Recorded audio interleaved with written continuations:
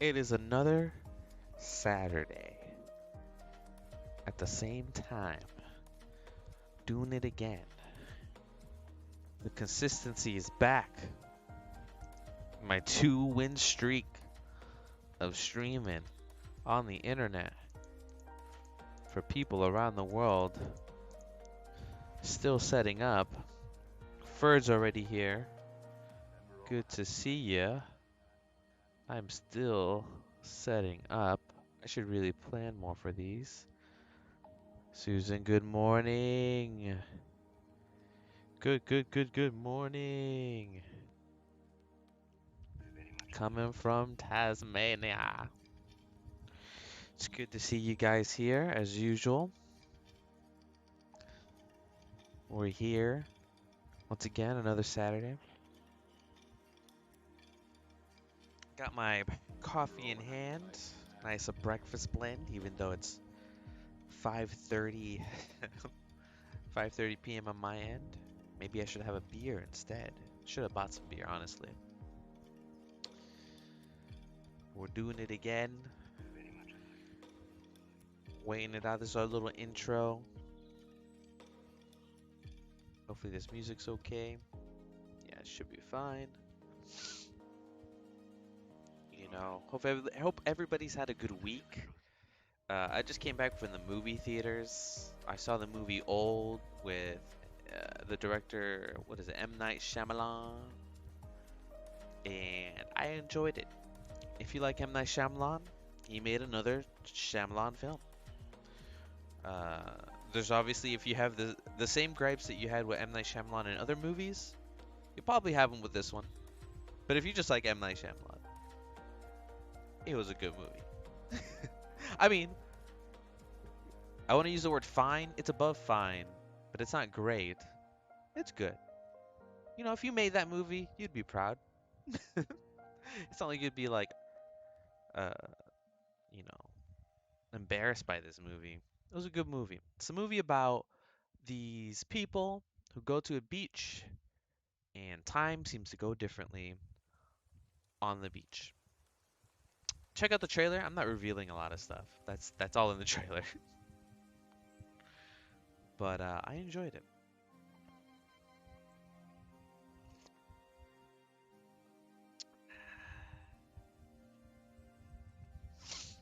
Good movie.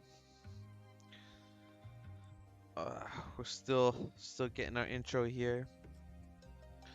Still hanging out. Let me make sure the music's good on my end. Corona countdown. How's it going? And Marco, good to see you. He did a few oopsies after the village, I guess. Yes, Marco. I didn't think the village was terrible though. Probably the weaker of the films, but it wasn't terrible. I like Split, and a lot of people are split on um, that ruling. I like Split. Glass was the weaker of the movies. Split was, more fun and stuff. But yeah, I do like I said, I like M. Night Shyamalan. He has a style. It's kind of like, to me, maybe there's a weird comparison. It's kind of like watching a Wes Anderson film, and you're like, but why does he do it this way? Why does everything square and like colored this way? Why is everybody so twee? Why is everybody so, you know, um, the Wes Anderson feel? So if you're going to a Wes Anderson movie, and then you expect something else than what Wes Anderson gives you, that's what it is. Same thing with M. Night Shyamalan. He's gonna give you what M. Night Shyamalan gives you. At least I think.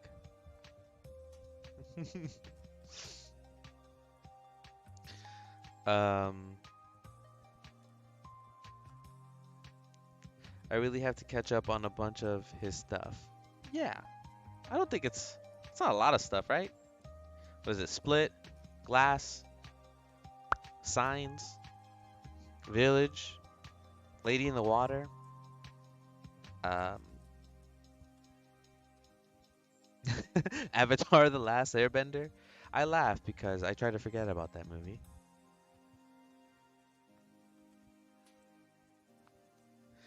Yes, for that is a second film. It's Unbreakable, Split, and Glass. Those are the three movies, which is pretty cool. Once again, every gripe, if you any gripe you have with M Night Shyamalan, you're gonna have it for probably every single one of his movies.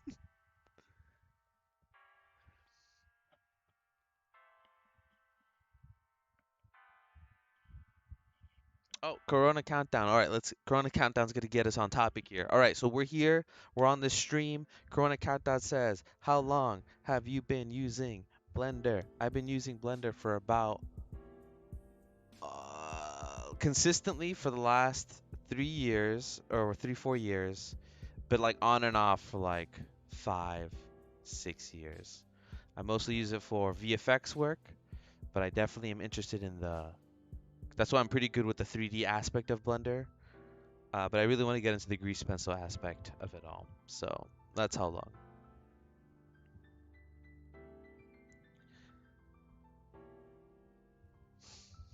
My question about the movies, right? About M. Night Shyamalan movies is that after you know the twist, or for any movie with a twist, after you know the twist, can you still watch it again and like it? Like, is it still a good movie?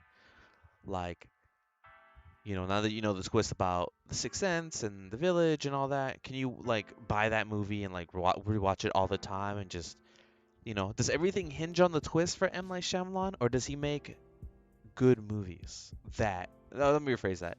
Does he make movies that are rewatchable? You know. And The Happening was a weird movie. I enjoyed that too, but it was weird. All right, guys. For today, I don't really have anything planned. Forgot to plan for something for today. Nobody sent me anything that they're interested in, or maybe they haven't. I just like missed it for like making effects. So for the 5 or 6 of you that are in here, Marco says he can watch The Sixth Sense every few years. Okay. All right. All right. Um, I could agree with that. It's a classic now, right? Cult classic. I watched Sixth Sense twice, Susan says, and it's better after knowing the twist. Okay. There you go. So it's even like, it doesn't hinge on the twist. Doesn't hinge on the twist. All right, guys. For anybody out there, obviously I have my regulars here: Susan, Ferd, Marco. But I think Corona Countdown. First time I've seen you. Anybody else on here? What are you guys working on? Are you guys having any trouble with Blender? I don't have anything planned for today, but if you guys have any questions or things that you want to explore, please leave it in the comments. Please leave it in the chat right now, and we can look into it. This can be like we're hanging, like the title says, we're blendering and chilling, right? We're just hanging out. So let me just set up my Blender. I always forget to do some stuff here. Color management, I always have it on Filmic because I do VFX, but we're gonna set it to standard so we can get some crispy colors. Let's see what else we can do here. Let's put our frame rate to 30 frames a second. Pretty good. And I think we're good. I think that's pretty much it. Oh, let me put my screencast keys so we can see what we're doing here. Jiraj is here today.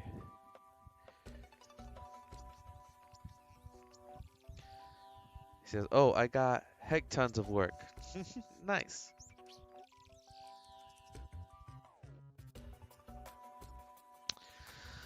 Okay, so let's see what can we do today, guys? Any ideas? Any takers out there? I'm going to dive into something. Whether if you have nothing for me, I'll do something. But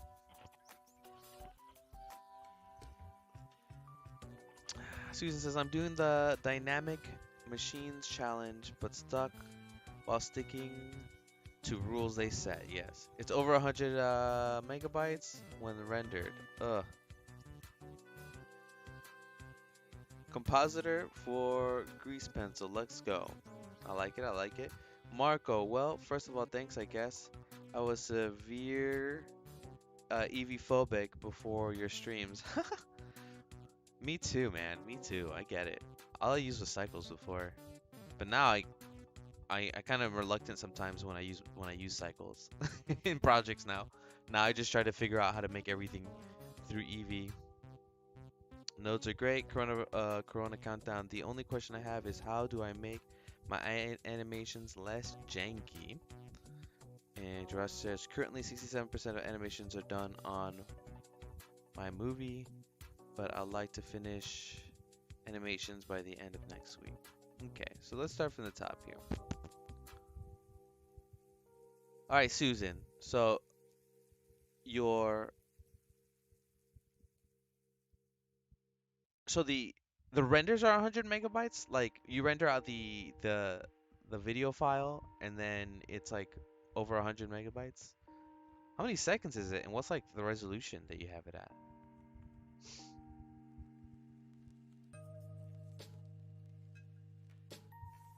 And then first, as I was trying to screw around with the geonodes and particles, I failed miserably. Oh yeah, I still need to do my homework on that. Can EV light be influenced by materials, like passing through colored sheets? I don't think so. I don't think so. I think about like a game engine Garage. I don't think so, but like sheets. 30 frames a minute.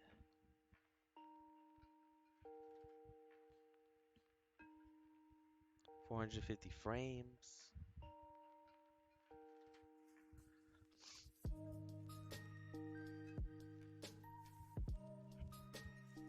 Okay, and then maybe I'm tackling too many questions at a time right now. And then Corona Countdown. A question for you, Corona Countdown, is when you say animations, are you talking about like grease pencil animations? Or are you talking about like 3D stuff, like 3D animation? Just so I know how to help you. I'm more skilled in the 3D, I'll tell you that. So hopefully.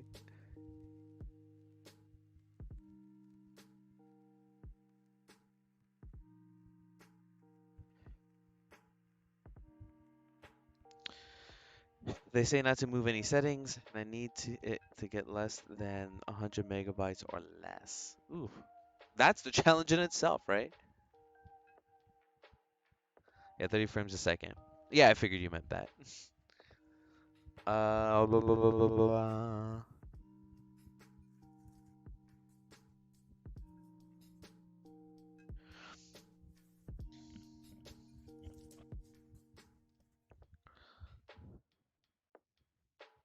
Okay, so Corona Countdown. What if you have a project file that you can share? Send me the link to that. I'll open it up, and then we'll see what we can do. We'll see why it's janky. You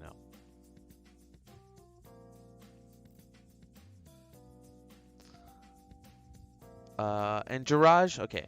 So yeah, Corona Countdown. If you can send me a project file or explain what you mean less janky. Are you doing like particles? Are you doing like simulations and stuff? That usually can cause some jank. But if you're doing like keyframe animations with 3D, I think I can help you with that. It would be easy if I have the project file. I can open it up and stuff, and then see what's happening in on there. Okay, so Jiraj, it will have to go there on their Discord.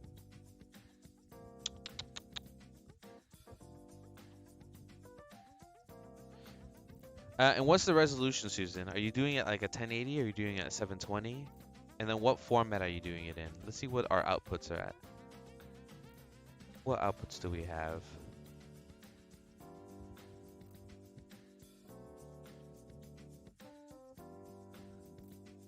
Are you doing it like in MPEG video? Yeah, what format are you doing it in? Alright, and then George, you said about your question was They had a question about Blender EV and can EV lights be influenced by materials? And yeah, so just to test it out, I said no, right? But like, let's see if Jiraj's question is true. Can light pass through? Can light pass through a material, right? So let's make a material.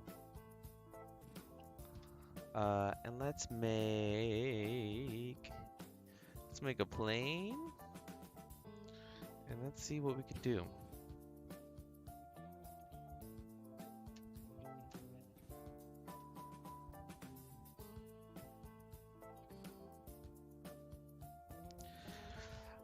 I mean, Susan, I would try. You're saying that you're running around 1920. Try rendering it at 720. But also, could you upload it somewhere and send a link, or does it have to be 100 megabytes and fit on the server?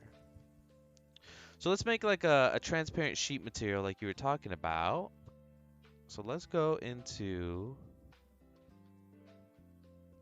the node editor. We'll add a material. We'll call this transparent sheets, right? Transparent sheets.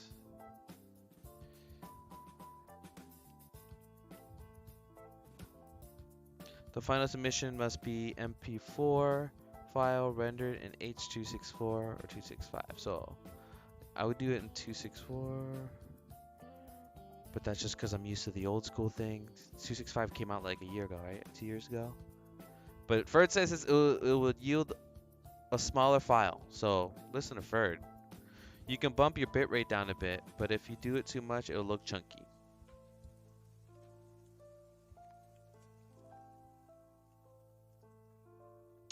Yeah, so I would try H.265, which I don't think Blender outputs in, right? Or is it just me?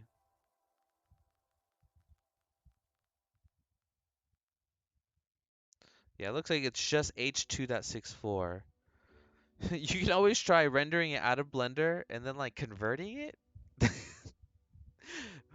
A way you can convert it, right? A way that a janky way, Susan, to convert it is that you render it out, right? And then you upload it to your YouTube, and then you download it from your YouTube. Obviously, that's like a ton of compression and stuff, but in a pinch, I guess you can do that.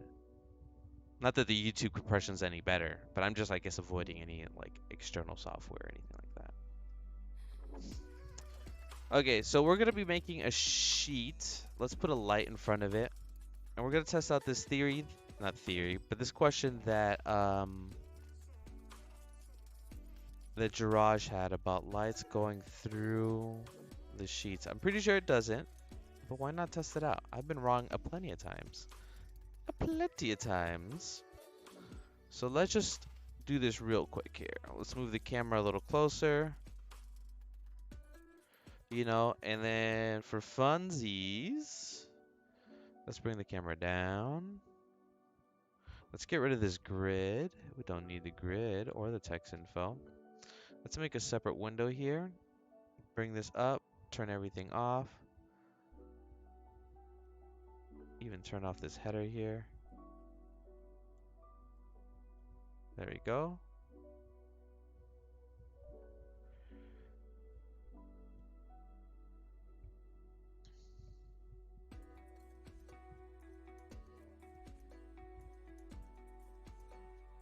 Jiraj sent he sent me the message on Discord. So for anybody watching in, Jiraj had a question about lights going through materials in Eevee in particular. And I don't think that works that way. But let's see. Alright, so let's look at his question here. By the way, guys, if you are watching and you're not on the Discord, please join the Discord. Hold on a second.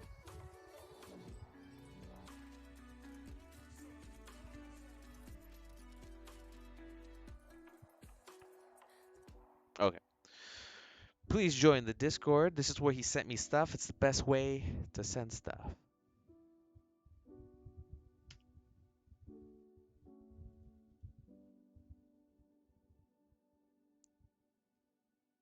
Okay, so let's read what Jiraj had to say. This is a shot. Shadow on the right is from Incoming Wave.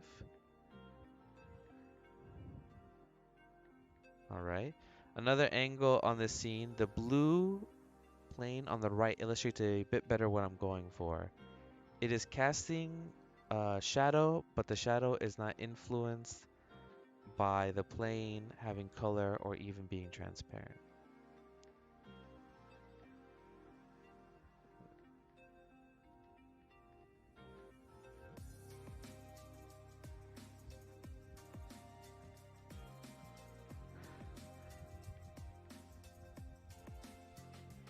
Gerard says, okay, by the way, new headset, I'm disoriented. Yeah, my stuff, since the move is not here yet, so I don't have my like nice microphone, unfortunately. I don't have it set up, so I'm gonna sound like a tin gamer for right now. Marco says, I render alt stuff in PNGs all the time. Most control you, and you don't break the whole render when the framing crashes. Very good. And Corona Kanta says, I'm pretty sure I deleted it because I had no motivation for the project, but what the problem is that I have no idea how to make the keyframes look smooth or realistic and all of that stuff. Right now it looks like something in early 2000s. All right, good to know. What is the animation that you're making, Corona Countdown? What is that anime? Like what was happening in there? Maybe I can replicate it after we test out this question from Jiraj. All right. So, Jiraj, from what it looks like, you're saying the blue plane on the right illustrates a bit better what I'm going for. It is casting a shadow, but the shadow is not influenced by the plane having color or even being transparent. When you say plane, do you mean this blue thing on the right? Let me continue. Let me. I saw your question. I'm gonna continue making the texture.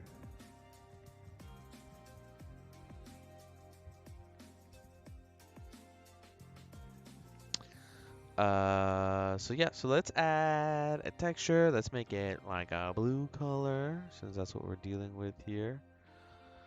We could probably make this easier and use like Blender Kit or something. But, you know, for fun, let's do like a cloth simulation. So I'm gonna subdivide this a crap ton. So subdivide by like 100, right? Is that enough?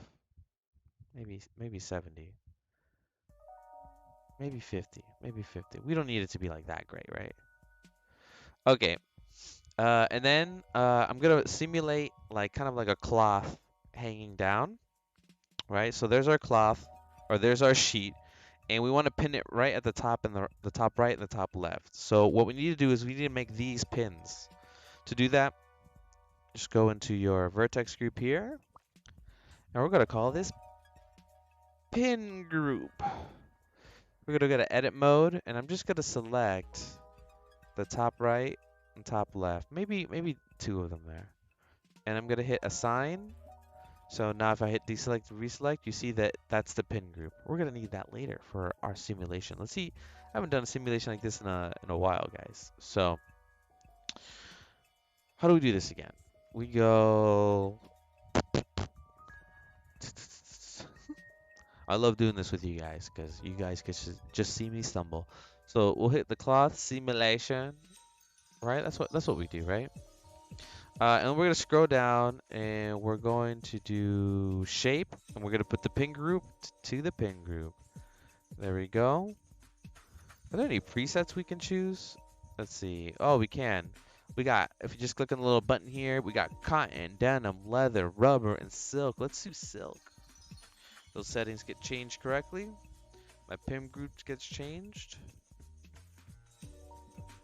Let's do, yeah, 250 frames. And if we hit play, would it work? Looks pretty cool, I guess. You can kind of see some wrinkles in here. Let's see. Let's see if we could look at it. You can see the wrinkles in it. It kind of droops out a little bit, right?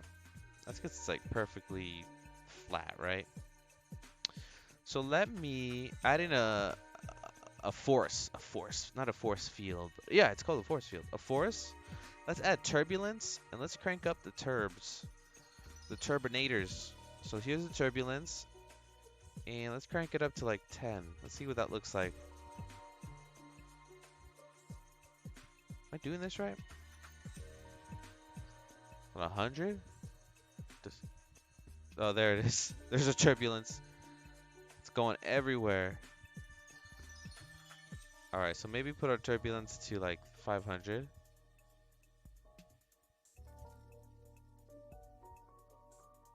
Maybe 2000.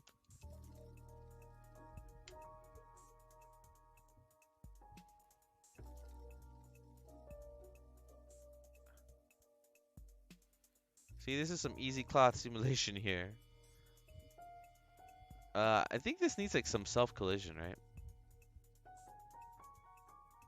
Collisions. Self-collision, so we're gonna pause it.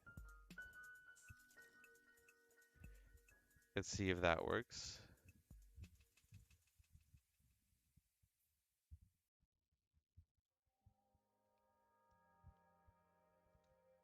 All right. I'm not really good, not really good, but I haven't made cloth material in a long time, so I'm just gonna do something cheap, like, is there like some sort of shader for like silk or vellum? Oh man.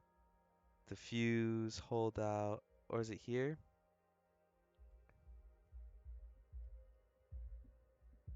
Get a clear coat on here.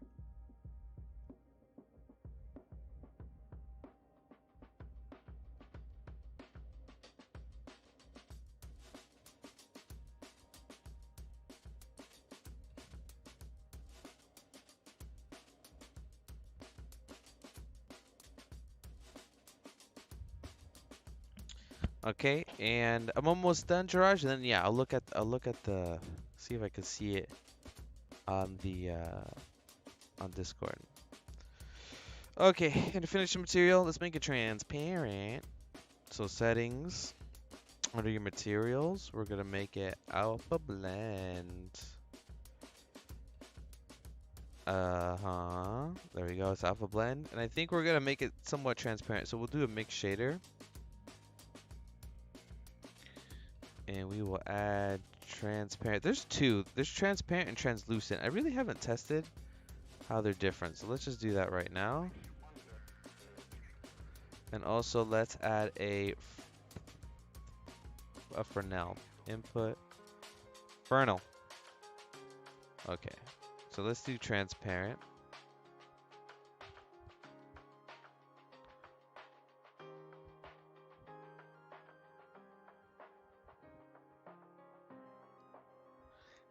Definitely acting kind of weird.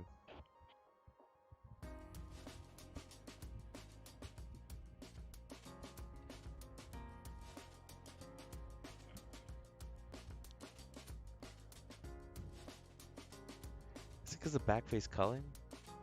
No.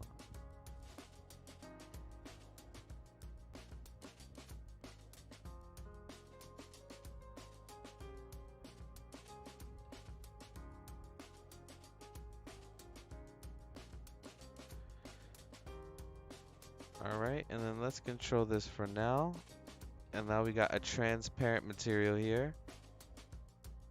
So we can see the cube beyond the veil, which is pretty nice. Let's add in a second light. So why are these lights? Is it because I have extras off? Yes, that's why.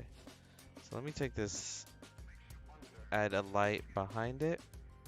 And we're gonna make that light a different color. Let's bring it up. Bring it over the cube. Make it like a blue, blue, orange, pink color.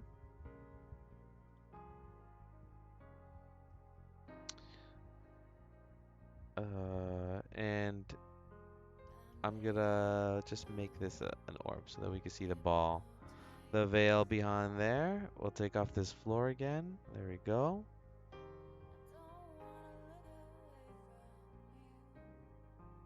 Okay, so we got that. We got our material. It's transparent. Looks like a cloth. So let's see which.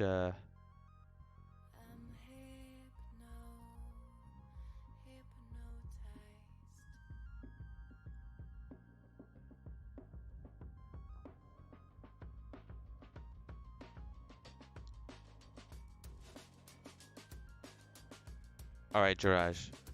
I'm here on your stream. We're in a stream within a stream.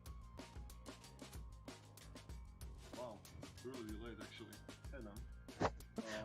We got a streamception now. Hopefully, I can barely hear you, so you're gonna have to like. Oh yeah, that's just my Mac. It will actually like wake up in a few moments. I guess maybe it will be better. Yeah. Just like show me visually what you're gonna. Yeah. So okay. So as I Let's see if I can. turned off my mic, I guess I don't need this that much. All right. Anyways, yeah, this is the part of the shadow that is cast by displaying it. You got that right. This blue stuff is the thing that's trying to like simulate water or something. Mhm. I've got the wave modifier on it, and I mean it's cool. It's not like I super need this. I was just curious about this, and yeah. So this shadow is cast by the plane, right? And I was thinking that well maybe I could just color it blue and have it pass by, and it would influence the light in here, right? That was like my Mhm. thought process. Oh, I see. So you want the light to go through the blue and then shine the Yeah, blue onto yeah, the like a filter. like a filter. Yeah. Okay, that makes a lot more sense. I understand now. I mean, I guess it would work in cycles, probably. Yes. Yes, it would work in cycles, but I think for Eevee it may not work that way. But let's see if we could figure. I guess you could like fake it with some lights. Like if you were to, yeah, but then you're just faking it. It's not going to be like an actual filter. Yeah, Yeah, yeah, yeah, I guess so. I mean, that was the worst case scenario that I would just play around with it more yeah. later. So yeah, let me see if I can.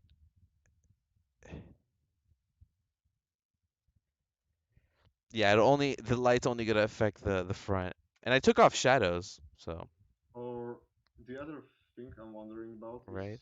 could I somehow get the information inside the compositor and maybe try some effect like that? I don't know. I suck at compositing. I haven't tried it. Oh yeah, Tried it too much. I'm still going through that compositor stuff. Let's see. I think you could do it, but I can't do it right now though. Like I'm not. Yeah, I guess we could stumble through it, but I mean this is the well late stage, not that late because I'm planning on finishing my animation like by the end of the next week. yeah. So by that time, I'm going to maybe do some modeling, and then I will play around with stuff like this, like lights, right, and other stuff. Okay. All right. Sounds good, man. Well, we tried. Yeah. Like what is it? You tried star, like good points. Yeah, good try, Star. We put it on. All right, so let me get out of here. Uh, All right, so to from Jiraj's question, let me put my music back on. It's so silent. Okay, so from Jiraj's question, what he was asking is if in Eevee, right, you could have the light shine through, like this would be a white light, and since this is the color blue, if it would shine the light blue like a filter, like if you could put filters in front of lights. And from my understanding, it's not gonna work like that. You'd have to use Eevee, a ray tracer, or something like that, unless I'm wrong or anything. But like Ferd said, there's nothing wrong with faking it, and that's how I've always done it in Eevee. Because at the end, for me at least, on projects, it's the end results that matter. Like my client never cares. Like, so was that fire like realistically projected onto the blah blah blah blah blah blah. So there's a lot of times where like I would do this. So my faking it would be like this is the blue sheet or whatever, and then I'll just make the color of this sheet blue, and then that makes it look like the sheet is it's passing through it, you know, and that's how you fake it. Trash says it's weird hearing himself on stream.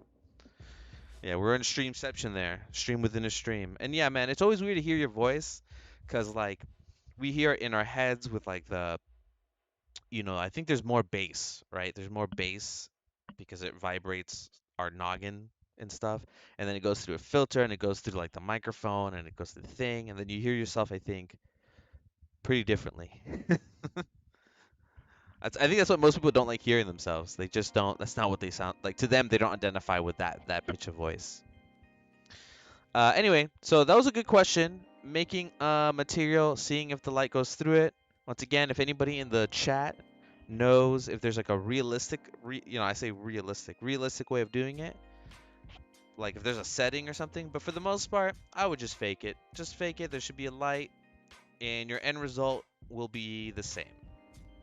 Or let me rephrase that. Your end result can be as close to the realistic depiction as possible. If not, you can always just do it on Cycles, and that'll take you a million years on one computer. Even though Cycles is getting better. Okay, so the next one, Susan, yeah, she was having she needed 100 megabytes, right, to get down. The last thing she said on that was, okay, hang on till the change and see. Thank you. So she's gonna see. Yeah, I sound like a kid on my YouTubes. All right, so we'll wait on Susan for that. See, maybe we can figure that out, and then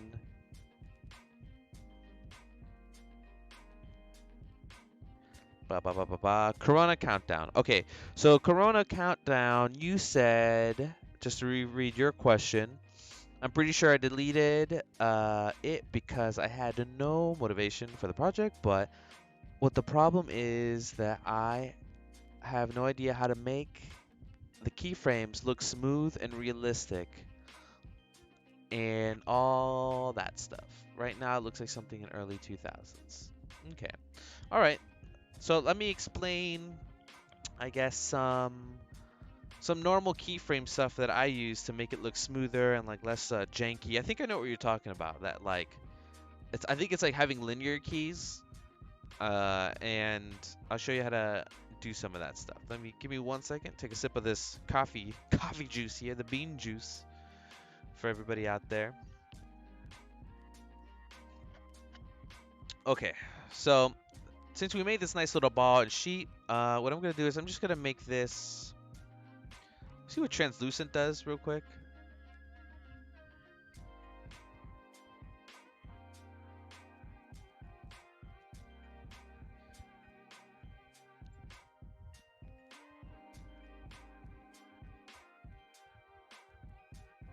I don't know what translucent does, guys. It kind of makes it transparent. I mean, I'm sure this is for Cycles, and maybe it doesn't work on this or something, but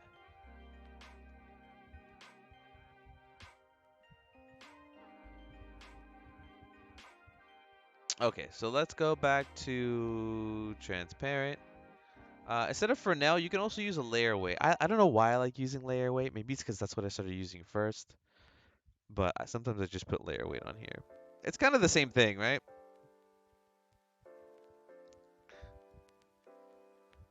I don't like that some of this is like, I don't know, what is it, see-through? Can I like fix that with the color amp? I'm going to get caught up in this before we talk about this Corona countdown. Alright, let's bring this down here. There it is.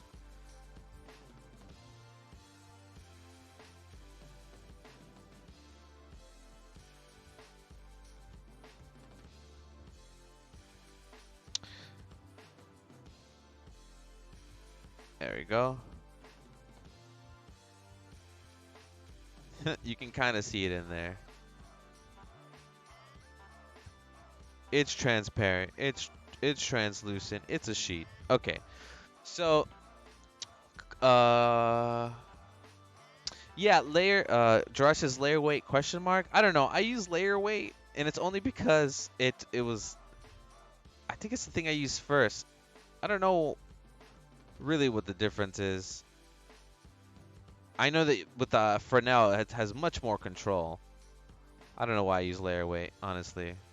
What am I doing with my life? Okay, so here's our scene. We're doing well. Um, and let me talk about keyframes, Mr. Corona Countdown. So let's do keyframes on the camera. You can watch it here on the left side.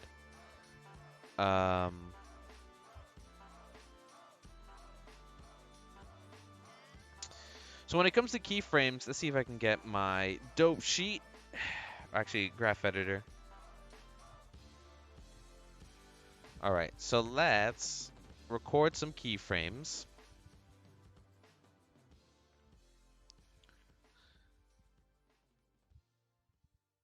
All right, so we're going in. We're gonna make this a keyframe, and the keyframes I'm gonna do are gonna be location and rotation. So I'll hit I on both of these. You see that this gets the keyframes get created here. If you hit the home key, when your mouse is over the graph, it'll zoom in on them. What just fell? Okay, whatever. So we have we'll do camera, right? So we have our first keyframe and it lands right here. We're on 73. We'll go to keyframe 0 or 1, right? And then we will I'm gonna hit shift and tilde so I can move the camera. So we're gonna move it to the side here. We're gonna hit, they're orange now, hit I on both of these.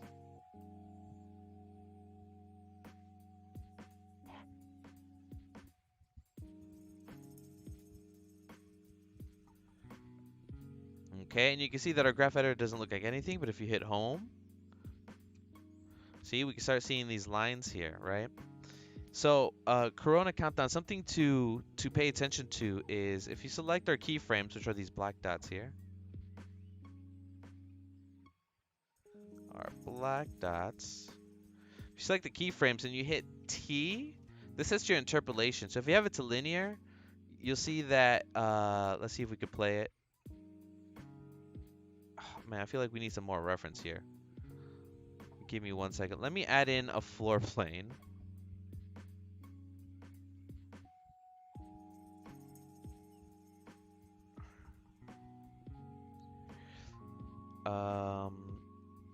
And actually, I made a psych background. I'm gonna add this in just so we can see the jank a little bit more clear. We're gonna append. Where did I save it last? Do I even have it connected?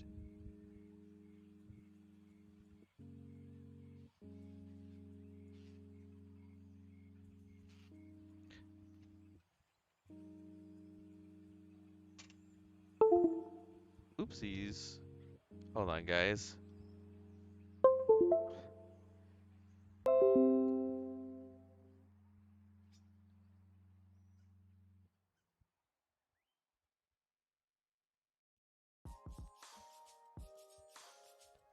Here it is.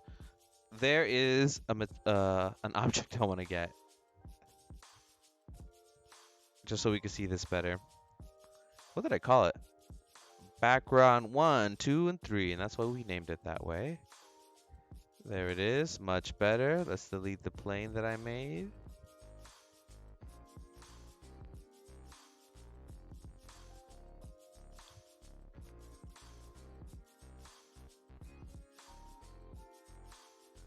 Here we go. Let's make the background dark. There we go.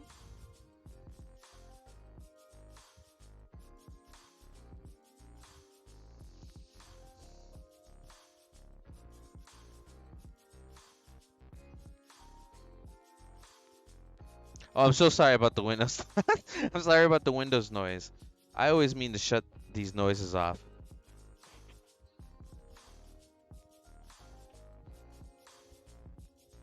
Because recently my tablet disconnected and it seems like it was some cable problem. Yes, it was definitely my computer, guys. Sorry. Sorry. Okay, cool. So we have our scene. Let's go back to our camera. We can see this move. All right. I'm going to hit the home key here on the camera. When the camera's selected, hit the home key. There's our keyframes. There's our keyframes there. I'm going to add another keyframe, and I'm going to add it over to the right. So I'm going to hit Shift tilde, and we're going to get up close, maybe like some weird angle like this. I'm also going to hit I here to make sure they're keyframed, and get rid of the lines here.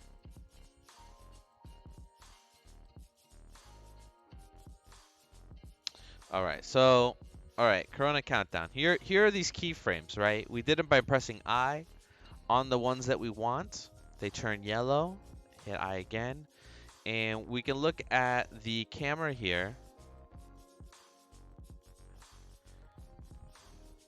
And we can see the camera move, right? And it moves kind of like...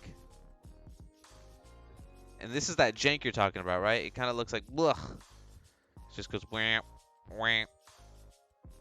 You know, let's add in another keyframe here. So what I'm going to do is I'm going to move this keyframe. I'm going to hit Control Copy, Control C, and Control V. So I'm going to hold it on there. So I'm going to do it, hold, do it, hold.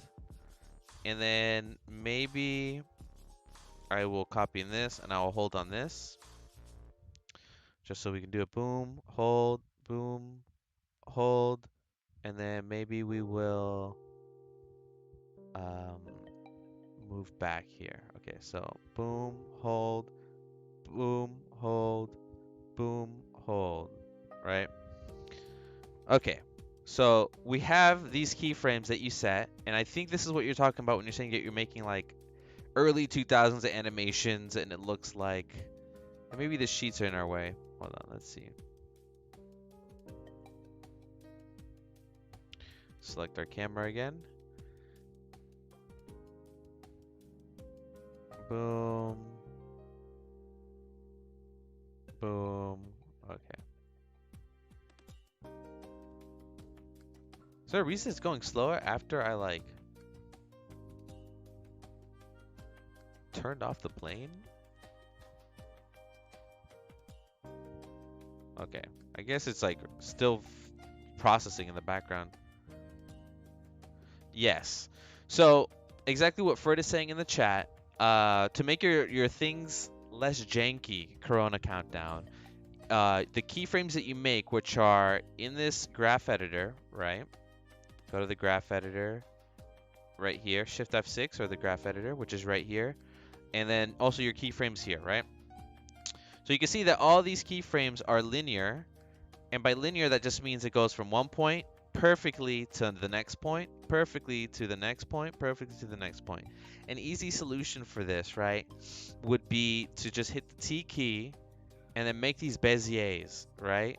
And then we hit home again. And you can see that now, see if we could just select one. You can see that now, instead of being lines like they were before, let's see if you can see them. I'll use this one as an example. They're lines. If you select them all, hit T, hit Bezier, now you see that they're curved. Now, this will add some smoothness to your animation. So let's go like this. So this still looks, you know, kind of janky, right? Let's see what else we can do to add in some pizzazz to it, right? So now that we have these keyframes here, you can actually control the keyframes from here. So you can select, let's see if we can isolate these better. So let's do, I guess it doesn't matter. I'm just gonna select the keyframes. You see that they have these handles, and you can move with the curve. You can make the path much curvier, right? So if you just do it slightly, you'll see you have different effects. Like, let's see what this does. Oh man, the main thing I want you to get out of this Corona Countdown is that these keyframes can be put onto different interpolations. So linear makes it the ultimate like just stop start, right? And then you can mess with these, like you can put in bounce or elastic. Looks totally funky. They look super extreme. It's like boing, boing, boing, boing. It's pretty crazy. So let's see if we can make them less bouncy. This is such a funny interpolation to have. All right. You really can't control this bounce, man. That is like an insane bounce. Anyway, that's one of the interpolations you can have. Let's see another one that you can have. You could do like back. So what it does is it overshoots it. Let's see.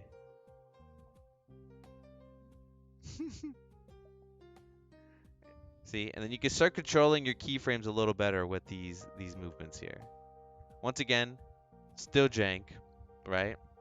And Ferd is always one step ahead of me. He's always one step ahead of me, right? So what Ferd is suggesting is you can use modifiers, right? So let's change this back, right? And let's change it back to Bezier, and it looks like this, right? You can add in a fake you can add in a fake camera shake, right? Like if somebody a fake handheld camera look, right? By adding modifiers. In the same way that you add modifiers onto 3D objects, you can add modifiers to your keyframes, right? So what you could do is you can go let's go to our camera. And you can see that it has keyframes on the location, so where it's at, XYZ, and its rotation, XYZ, right? So let's add in modifiers to each of these. So for the X location, and you can hit home, home when you're hovering your mouse over it, and you can see it zooms in there. If you hit the N key, that'll give you the tool panel, N panel. I'm not sure what the official name. And yes, Corona Countdown, you know, and you add noise, but it has to be super subtle, right? So looks like you already know what I'm gonna say. So you hit noise, you add in some noise, you put the scale up, put the strength up, put the scale up, and make it real subtle.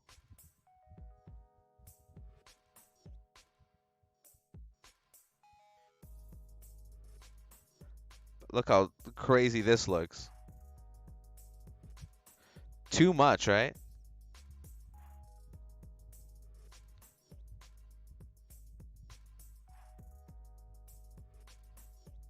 All right, make sure the scale's up. And then we'll copy it onto all the locations. But I think you know this. You already mentioned it, right?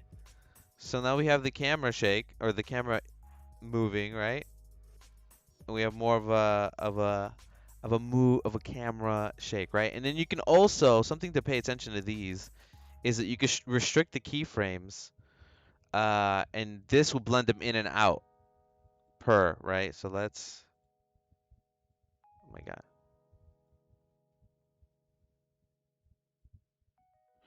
And I would use restrict keyframes, and this will allow you to blend through them. Let's see if I can just do it without even thinking. It's still janky, right? Anyway, so okay, so that's some basic stuff, Corona Countdown. Is there anything more specific, right, that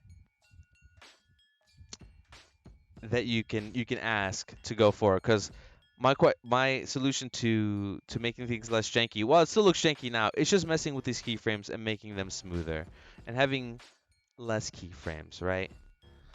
Uh,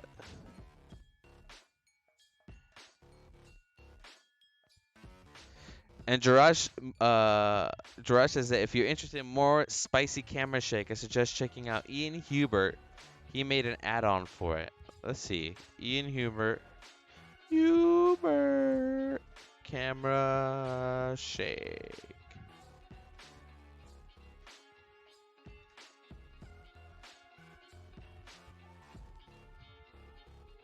Is it an add-on?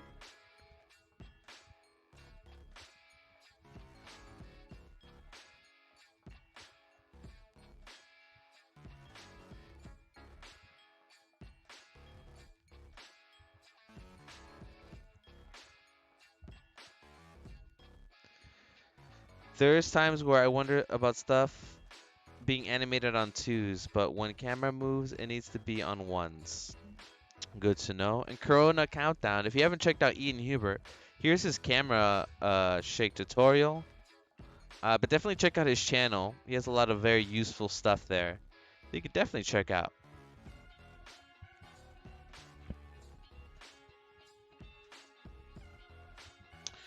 Okay, okay, okay.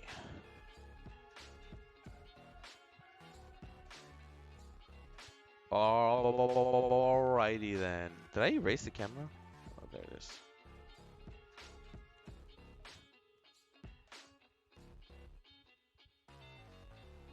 Alright, I'm gonna clear these keyframes.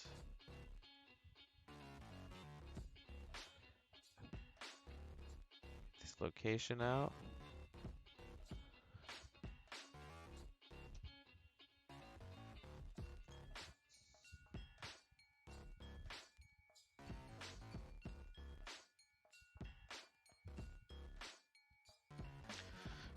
Alright, thanks, Jiraj. Okay. So Corona Countdown. If you have a more in-depth, more specific question, my answer is to look at the graph editor and mess with the different interpolations and the keyframes. Um, that will be the first step in learning how to make things look less janky, more subtlety, more smoothness. Alright, so that was Jiraj, Corona Countdown, Susan's still rendering over there, Marco, Fern, or anybody in this chat, if you guys have a question. This is kind of like a loose stream today. Where'd you send the link? You send it in the Discord? Let's see.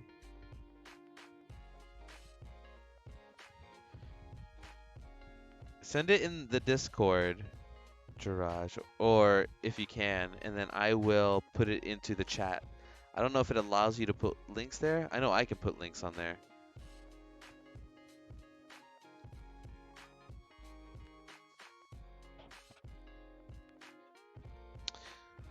Okay.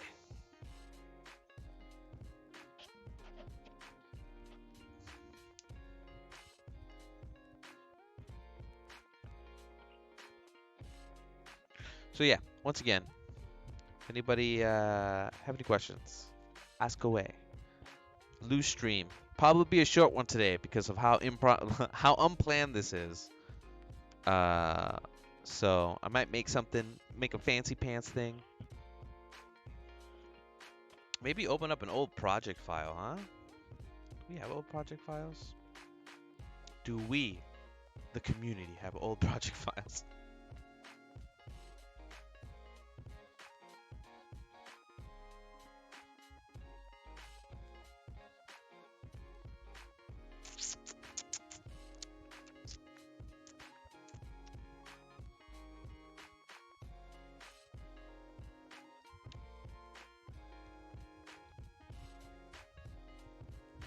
All right, let's open up our last week's project file and see if we can start making something from it. But once again, feel free to ask questions along the way.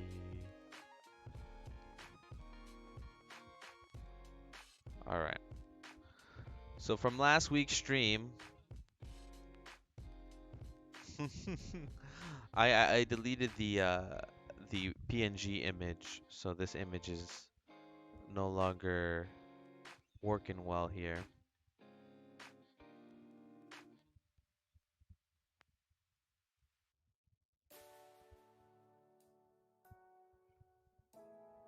Let's see if we can make a procedural texture to fill in this square here. So let's find the image. It's under the plus. There it is.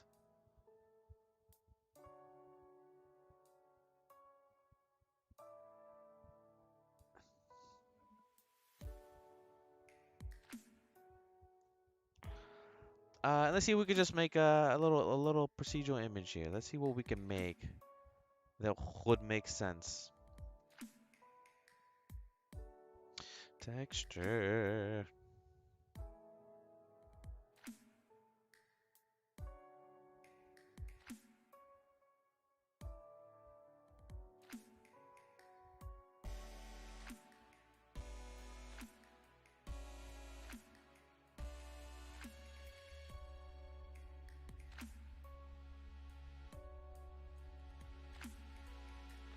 This is just gonna make like a texture on here, huh?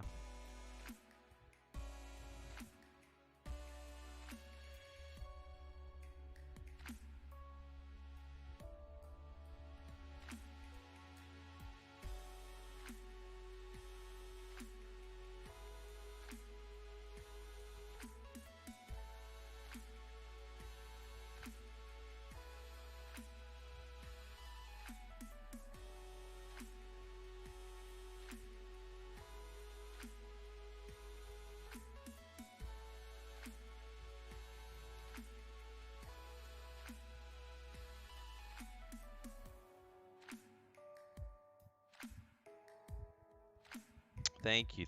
Gerard says he likes the music. Where I get this music, I haven't been copyrighted striked yet, but it's this website called play.pretzel.rocks/home. It allows you to like pick different songs and stuff. Not gonna get you copyrighted strike, huh? Influencing particle behaviors with textures is neat, even if it's a bit baffling. It is. It is a bit baffling, but it is pretty neat. All right, let's go back.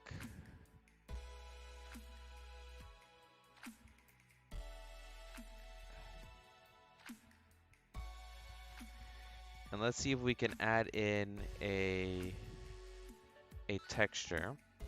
So let me. I'm gonna make a texture. I'm gonna make it in Photoshop, guys. I know some of us out there, people out there are anti-Adobe. I get it. You can obviously do this in GIMP and all the likes. I'm just gonna make a quick texture in Photoshop. Very easy. We will do.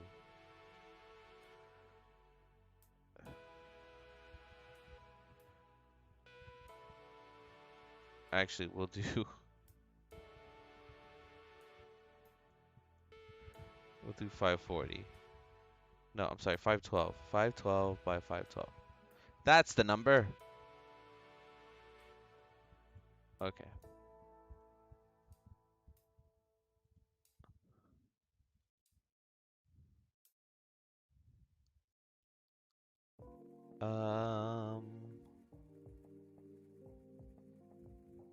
Alright, so we're going to just make a quick texture. I'm gonna make it a circle texture.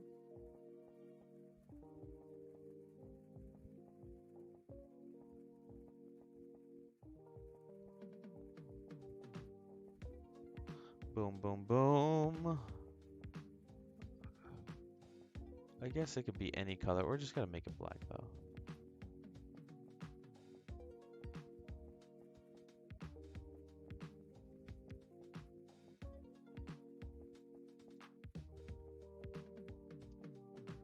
Such transform.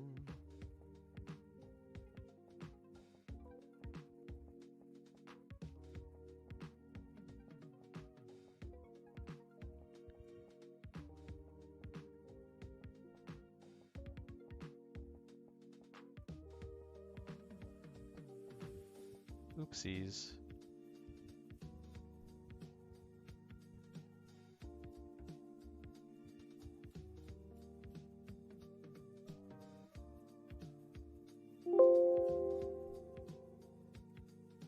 Make a little texture.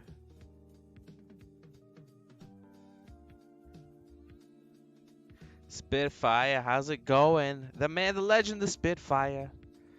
How's it going? Doing well. I should have did this. Gerard says do it in Blender. And I should. But I'm so impatient. I'm going to just do it quickly here.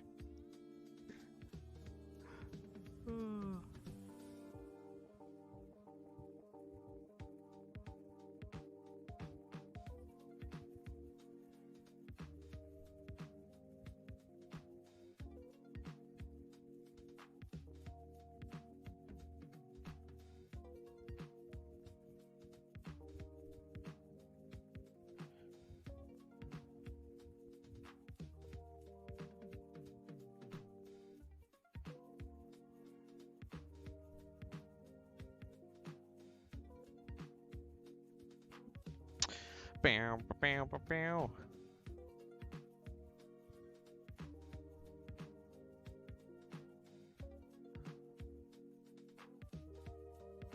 Could have done. I did this whole process like way more complicated than it needed it to be. Could have just got a brush with with some opacity.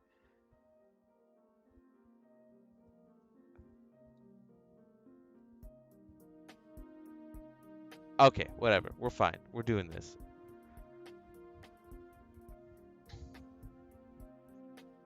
All right, let's add in the texture, which is just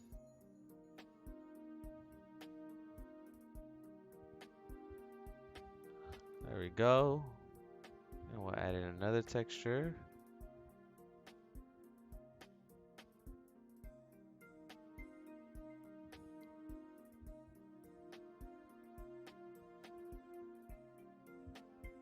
See if we can control that.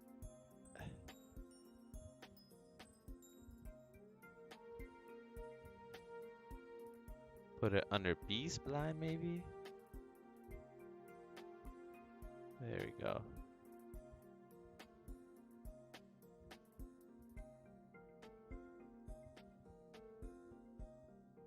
Color ramp. Okay. What is this not working? Copy. Paste. Okay. There you go. Third eye. I'm alright, mate. Been busy. How are you? Good to see Monkeys started a new home. Garage. Oh, I'll have to rewind your domains now. Yeah, Ferd. Good to see you, man. Not Ferd. Spitfire. Spitfire, it's good to see you.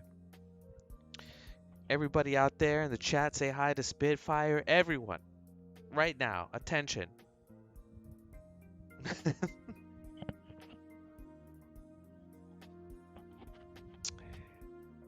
Oh man, yeah, man. Out here, moved. Can't wait to start reworking all my branding. Give it a good little update, you know. All right, so let's see. Is our particle system still on here? Can we add a crap ton of particles?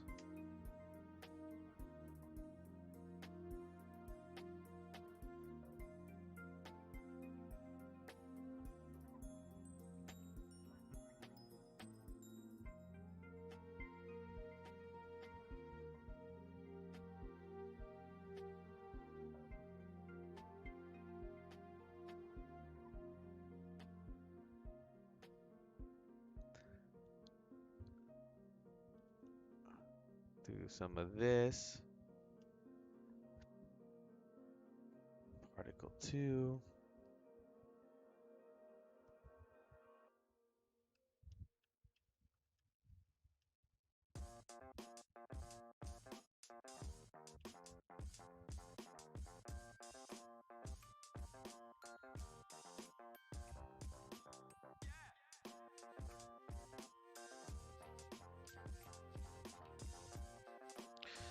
Fire, someone is combobulated with the downtime, having a bit of tough time establishing a productive routine. Productive routines are always so hard. you know, sometimes you get into a mindset of being like super productive like every single day, and I guess I'm just gonna speak for myself. And then sometimes I'm just like, uh, you know, why can't I sit still? Sometimes, you just gotta, sniff the roses and sniff the coffee and the coffee bean juice. But yeah, setting a productive routine. I've been needing to like, I don't know, get healthier, take my vitamins, work out. But it's pretty difficult.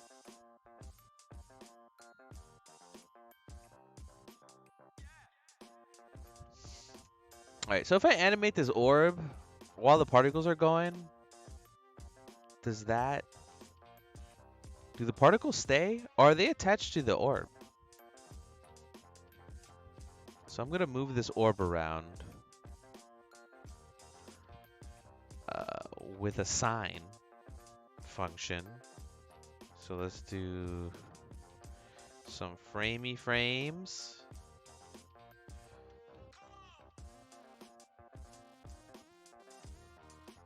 Oh, is that like going insane? Oh my god, where's my orb?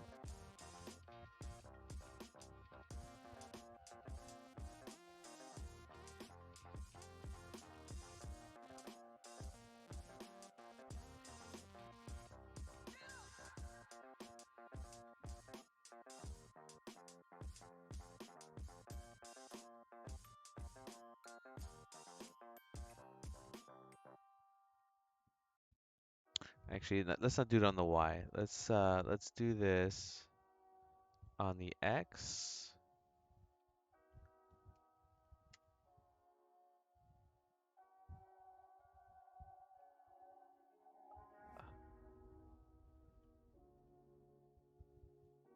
Divided by 3. All right, let's do the same thing, but we're gonna do a cosine. That should make it go in a circle. Sine, cosine.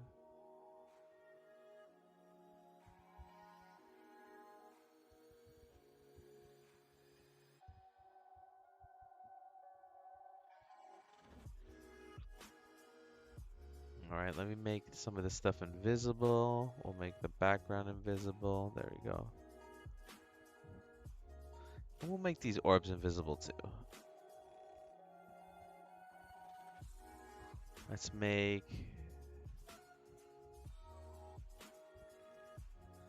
do that. Let's bring our camera in.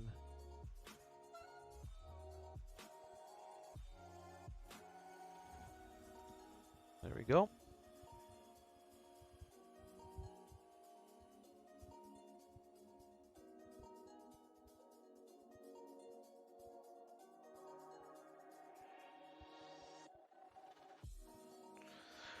Particle systems.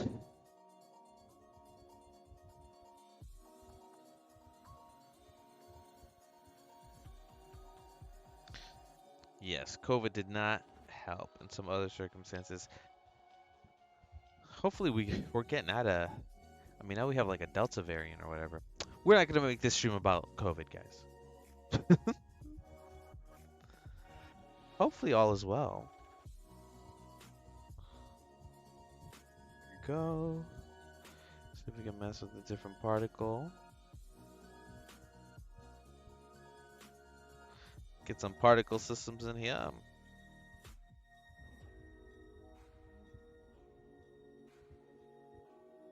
What if we put the lifetime to like 100? Is that like something? It's a lot of particles going everywhere. Alright, so we're gonna make the particles down to like back to 20.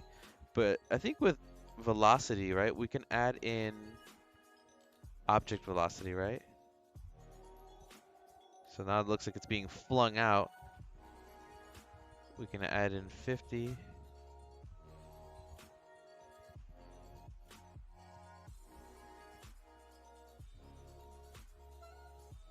What if we added like a crap ton of particles?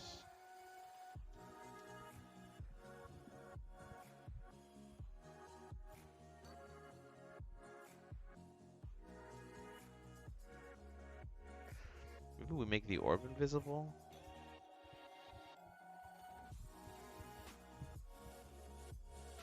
I think I can make it so the emitter's not rendered, right?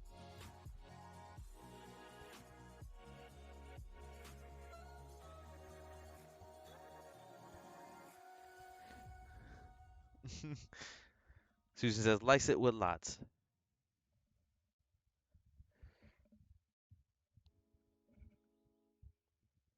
Spitfire says, so monkey boy, what is the shiny, sparkly ball? Looks shiny and sparkly.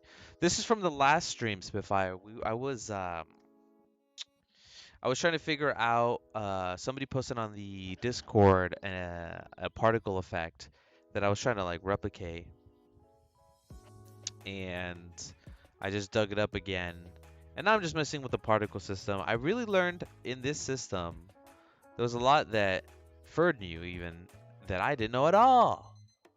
Not at all. It was about like what is this? The texture maps, right? Where is this? The textures and making the textures affect the particles. It's a weird way of thinking with particles. Usually, when I've done particles in After Effects and like I don't know any other particle system, it's definitely not like this, where we're using like um, different textures to affect the size and the density and all this stuff.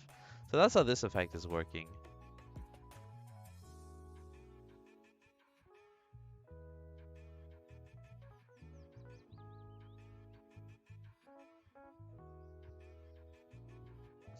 We can make it just stay still. This looks like a loading screen.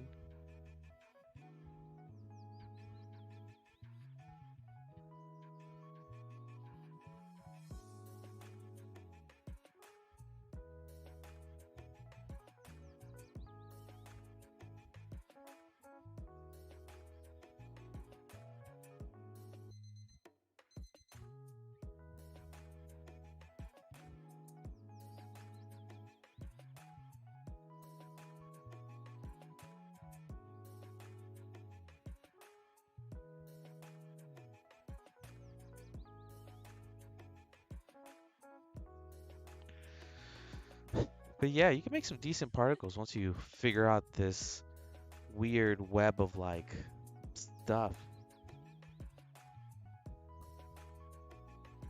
Ugh.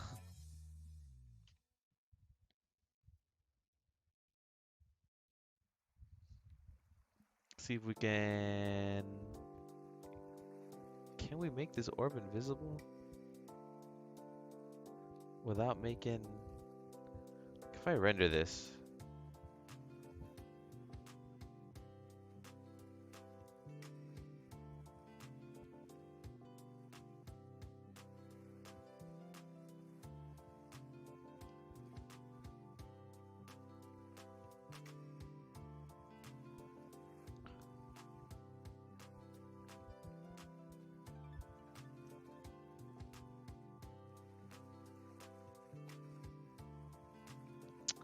looking pretty good. Looking pretty good. How long have I been streaming? Feel aimless today. This might be a short stream, guys. Forgot to make a plan for today.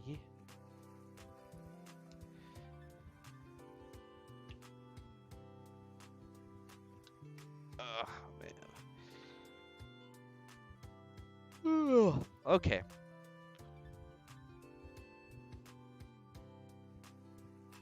Oh yeah, yeah, yeah. I had to do jump some hoops for the for the billboard particles. Yeah, it's such a janky way to set up these billboard particles. Let me make sure they're still working too. Let's see. Yeah, cool. They're all still facing the same. You can't tell, but I am rotating around.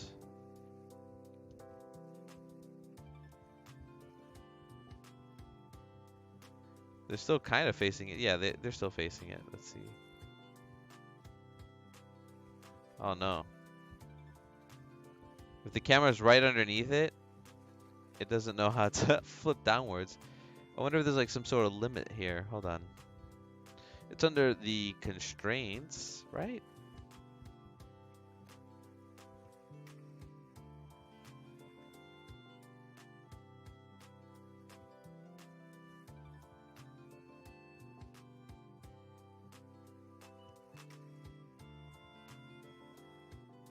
See, and even this solution's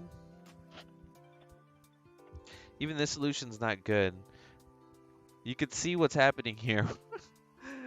Man, this is so funny. If you go into the orb and you take away the orb, the particle is inside of the orb, rotating with it, and it purposely has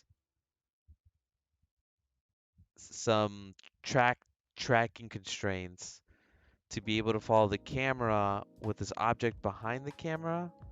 So when you rotate the camera, you see it's always facing the camera. It is so bad. There has to be a better solution for this particle system. It only works if you're upright, right? If you go underneath the particle, It does not work at all. See? It just gets thinner and thinner and thinner, and now it's like basically invisible. What a janky system. Okay.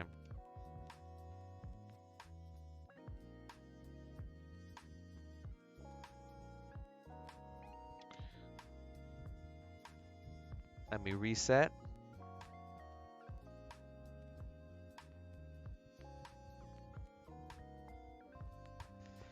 All right, guys. Anything you guys curious about? I'm like reaching for straws. I've been super busy, so haven't had time to plan these things. So for this stream, please, any questions, please come. I might have to end the stream early if I got nothing here. Only been streaming for about an hour or so, which is okay. Oh man.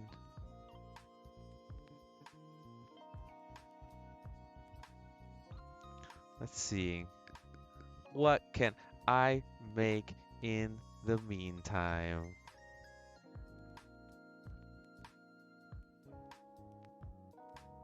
Don't know, guys.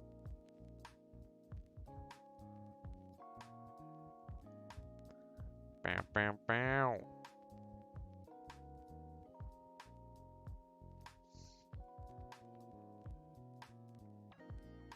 Somebody sent me a list of things.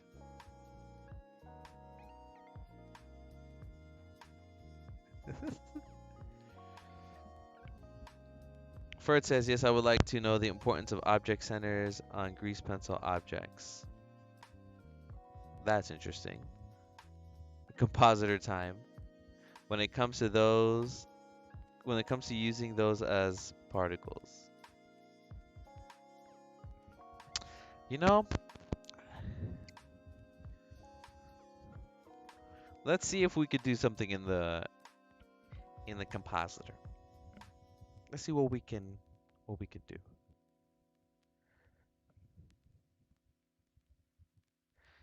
Could I make?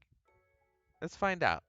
You guys, I haven't had time to start to jump into the compositor, so we may just stumble for about an hour, and then I'm gonna call it quits on the whole stream while I throw my computer out a window. All right, so let's see what we can do then. Let's bring back our background. Let's bring back our orbs.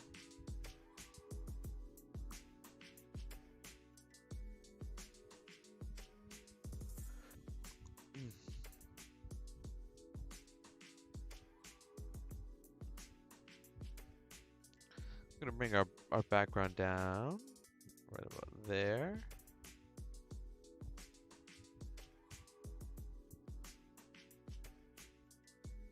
Maybe take away the orbs.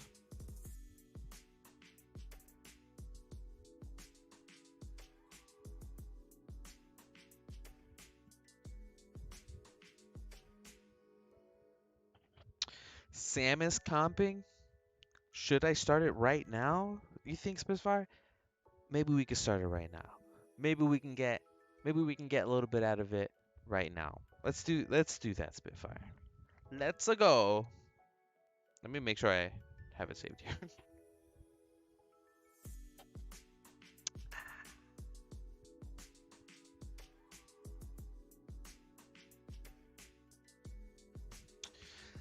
Let's see where we can go.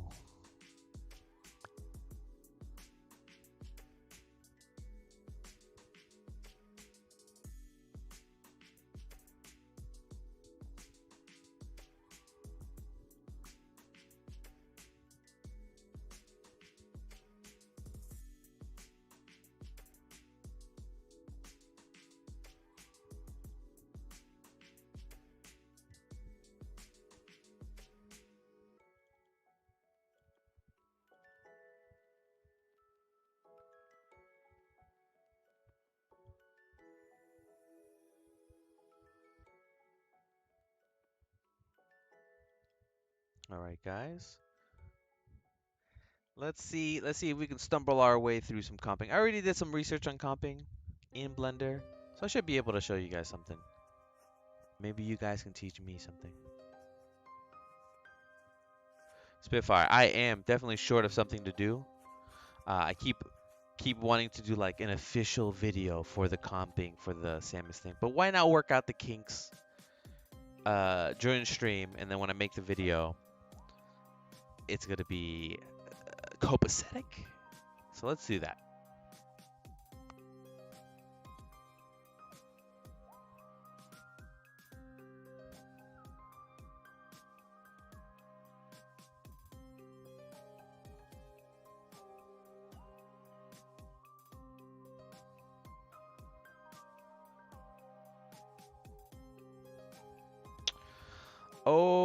Okay.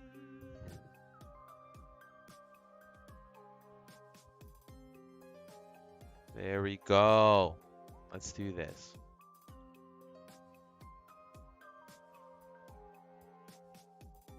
All right, guys.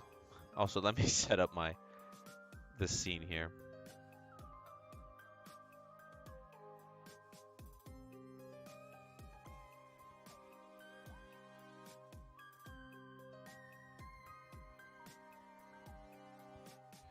All right, guys. You guys excited for that new Metroid? Because I am. There we go. Take off that. We're going to make the camera pass through dark, so I don't have to see the outside. Get that framing in. Take this header off. There we go. I don't know what I'll put in here though. Maybe the shader graph. Okay. All right. Let's get this. Let's get this going. Let's learn together.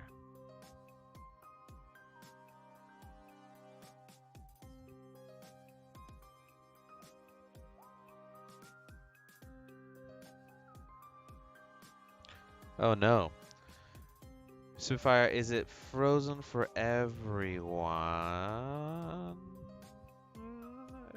It looks like it's still okay. You guys, please let me know. It looks like nobody's watching right now.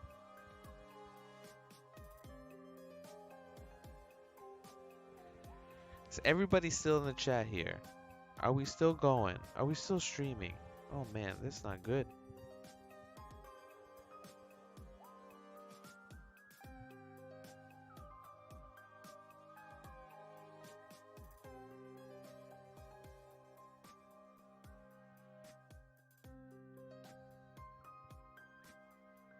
Let me type in this chat to make sure.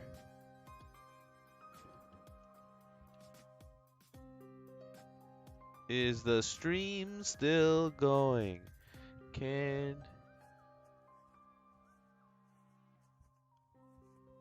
Oh, okay.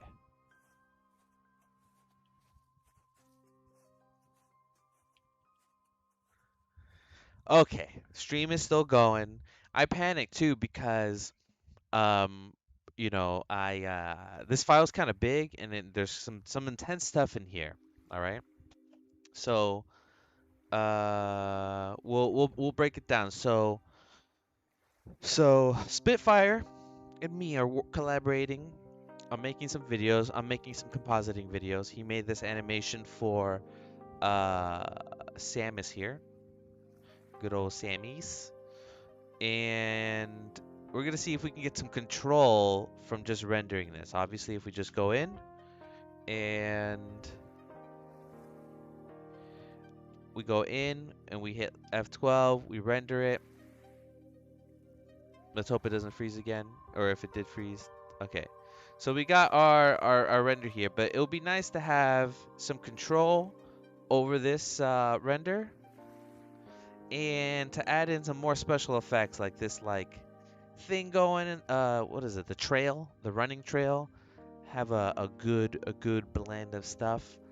But before we get into all this, I want to I want to do some file maintenance. Okay, some file maintenance. So I'm gonna show you some of this file maintenance. It kind of could be boring, guys, but we're gonna plow through this. Let's see. Let me get the statistics down here in the corner. Oh, you guys can't even see it because it's like full screen or whatever.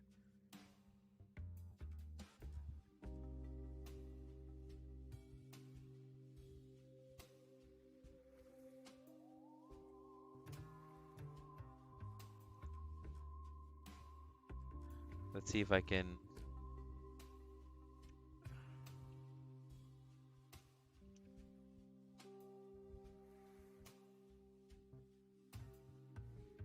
See if I can show you this magnifier here. Okay, guys, if you could see,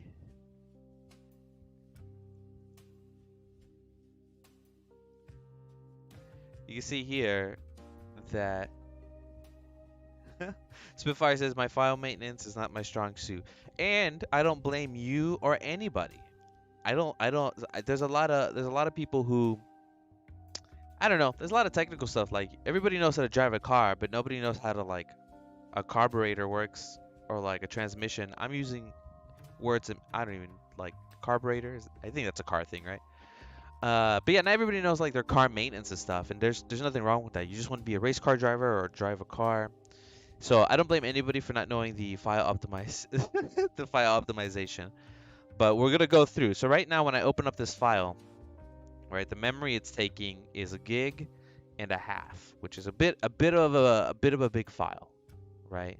So we're gonna look through this file and start seeing how we can make this a little smaller. It ain't gonna be by a lot, but it is gonna be by something that should hopefully be substantial, right? So we're at a gig and a half, and we'll get back to this. Okay. So let's just play real quick. Will it play? Okay, it runs pretty slow because I'm streaming, I'm on this thing, a lot going on here. Let me take off the extras. Let's see my frame rate. It's going at 3 frames, 4 frames a second. So yeah, it's basically Samus running.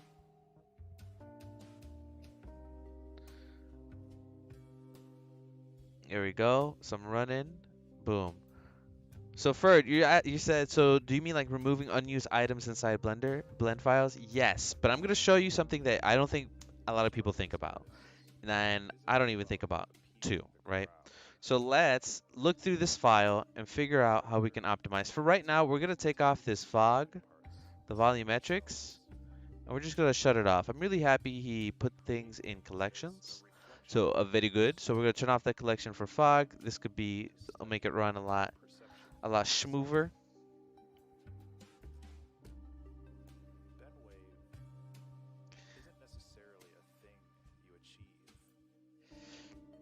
And then Spitfire says that a lot of the lag is also coming from the modifiers from Grease Pencil, and yes, totally correct, because they still need some optimization for Grease Pencil. Okay, so here's me. Here's my technical mind kicking in, right? I'm looking at this, and from my guess, right? My guess is this geometry environment. It looks like he got the rocks, and I'm gonna check in here. He looks like he got an asset for a rock, right? And then he duplicated it, right? And he duplicated a bunch of times and made it different sizes, right? I'm willing to bet he only used one rock and he made these, which is great. There's nothing wrong with that. But what he did do is, if you look into the mesh tab here, object data properties, and you look at the mesh, this is the mesh data, right? So mesh data.001, .002, .003, .004, .005, right? And these are all different, essentially, memory points that that Blender is taking up, right? So if you use the same rock for all these, I'm going to assume that all these rocks decimated are the same. We only need to use the mesh once. we don't need to use it. How many times do we have it here? 21 times, right? So since he also scaled it, right? He also scaled it in object mode. You can see here on the scale. The scale is all different sizes here. What we're gonna do is we're gonna change every single rock, right, to use the same mesh. So let's just name this rock mesh. We're gonna put like rock. We'll call it rock mesh, and we'll call it that 0, 0, 0, right? But if you look at the other ones, see, they're all using this. So we're gonna make all these use this rock mesh, right? And then that's gonna save space, right? And I'll show you. Forgot the fast way to do this. I've been moving, got a little fuzzy here. But if I remember correctly, I can select all of these. Can I select all these? Let's see.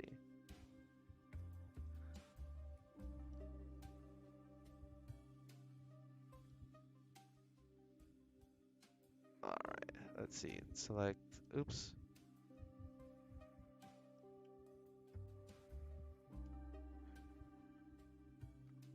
Okay, we'll put rock mesh there. And man, there's a shortcut for this. There's a shortcut for this. Yes, we're gonna remap the users, but I want the easy way. I'm like so lazy, and I'm so lazy that I actually spend more work figuring out the lazy way. So I think it's Shift G, right? No, no, no, no, no. Control L. Let me get my screencast keys here. Control L. Okay. And we're gonna link object data. I think this is correct. See, that's not what I'm trying to do here. Oh, man, what is it? Is it Shift L? Okay. Will we have to do it one by one? Let's see.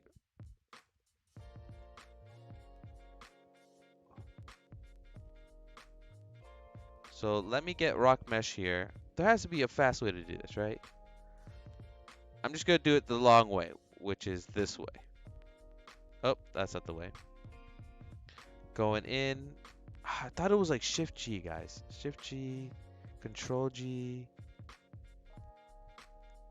Control L.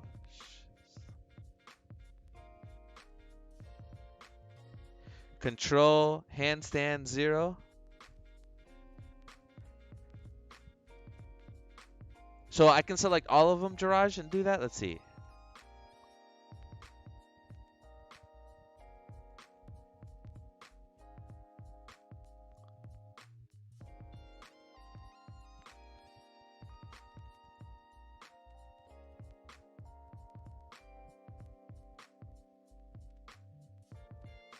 Oh, man, I did this before when I was doing my test runs in here.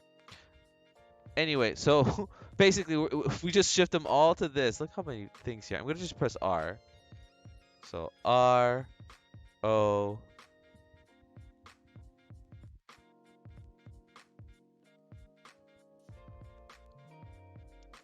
rock mesh.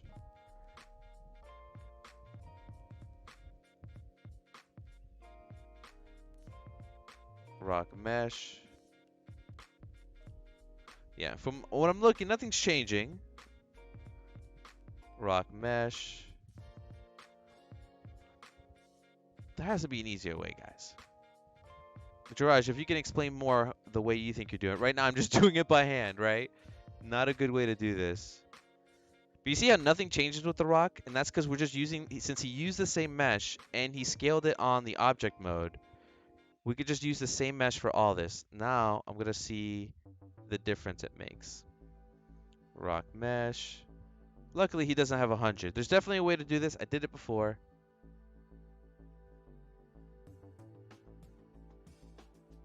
Rock mesh. Rock mesh. Rock mesh.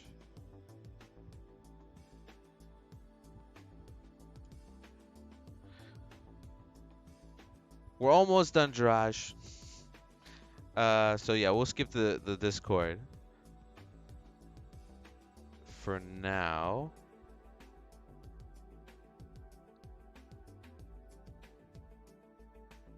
If you could type it out for me. I feel like so committed, right? I have like the sunk cost fallacy. Look, I have 4 more.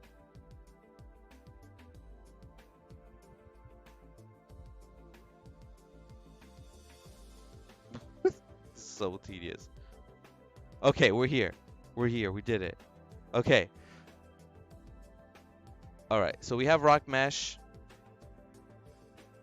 Oh, did this not work? I totally wasted my time. Is that what really happened right now?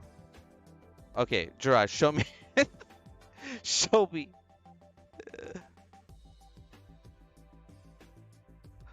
No, I wasted my time, Jiraj. Please show me now. Please type it out. Or something. I used to know how to do this.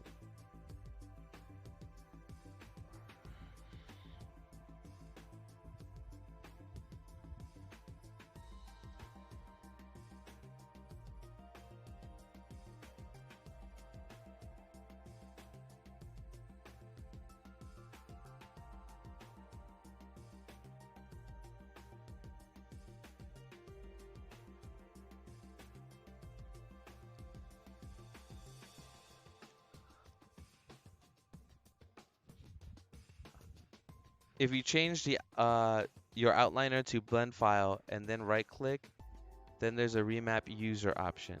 If you change your outliner to blend file, the outliner to blend file. So here's our outliner. Here's blend file.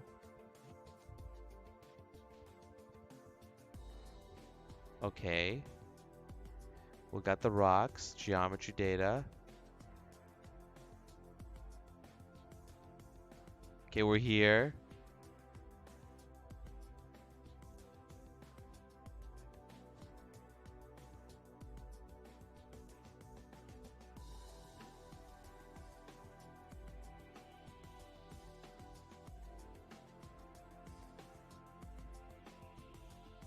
We'll slowly trudge through this, guys. Like if I just wanted to do...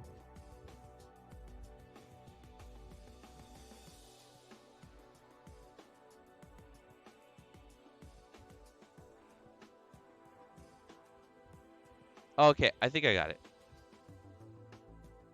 Okay, I think I got it. Okay, let's start over.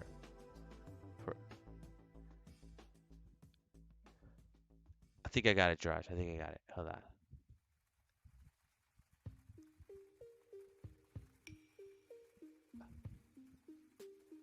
Okay. So, I think what you have to do is, let's do this. Rock. Nope, that's not what I want to do. Okay. Let me start from the beginning. So, we're going to get this mesh data, and I'm going to assign it to the rock data. No, I'm going to, yeah, I got the rock mesh. And I'm going to select all the rocks. And the last one I'm going to pick is the rock mesh, which I want the data to be connected to, right? Then I hit Control L, object, link object data. No? It's not supposed to change it.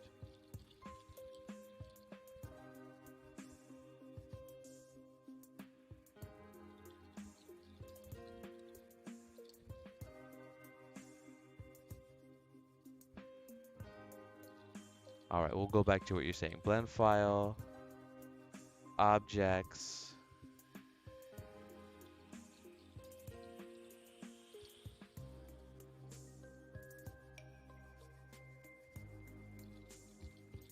Remap users. Okay, I think I see it, Josh. Thank you. It's about to have... I was about to have a time. But I did this an easier way. Okay. ID data.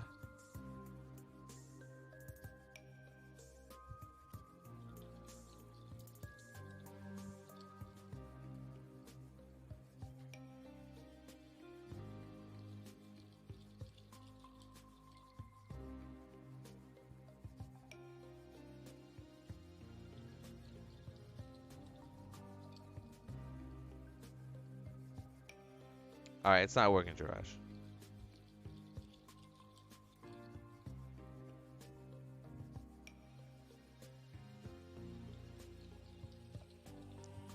stumbling through, guys. As you can tell, this is my first run. This is raw right here. We're going through this raw.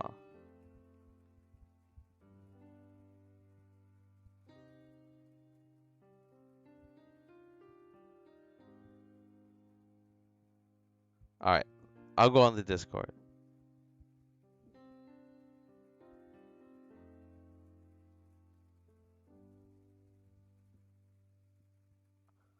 All right. Yeah, okay. So you can hear me, right? Yes. Okay, so I duplicated some cubes, and here's my mesh. And what you want to do is basically first, I believe you want to right click and then remap users. Oh, actually, no, sorry. Just one of them, one of the meshes that you want to remap. This is the mesh that you want to use, right?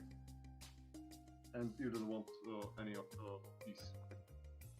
So you have to do it for one of them, and then you can, well, it remembers your choice for all the other ones. So let me just show you. You do remap users, choose, well, cube is by default now, but if you had something else, Yeah. anyways, yeah, you press OK. So now this one is remapped, and I have it set here on orphan data. So you can see this one is now not used by anything. So yeah, it's this one, right? So now we want these three. You click remount users. And what's funny about Blender is it won't do it automatically for all of them. You have to click OK 3 times or whatever is the number you have, right? Yeah, so they are all remapped to this cube, and you can safely delete all this data.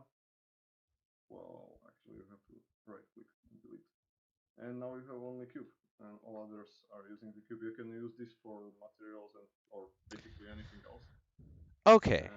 Okay. I Okay. believe there should be some like easier way. No, Yeah. there's 100% an easier way. I Yeah. think when I was doing the test runs for this video for well, not with Spitfire, but for the Spitfire video, I had it was like two buttons. It was like ding ding, and I Yeah. switched it really quickly. But anyway, I really appreciate George you showing me. So that's why I'm gonna do it now. But I don't know, I'm gonna figure out the other way too.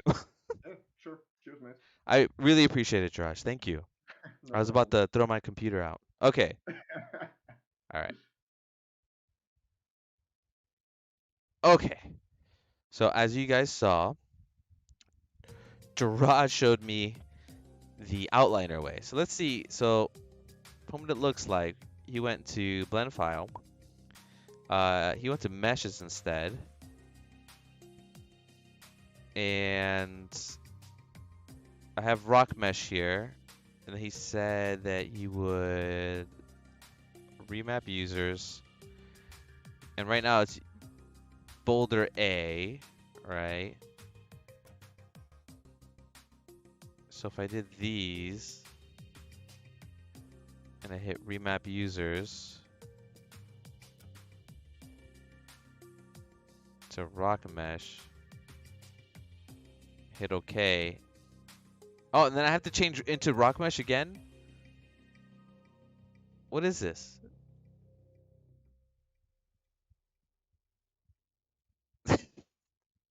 This is such a weird... What? Oh, this is not doing the thing I wanted to do.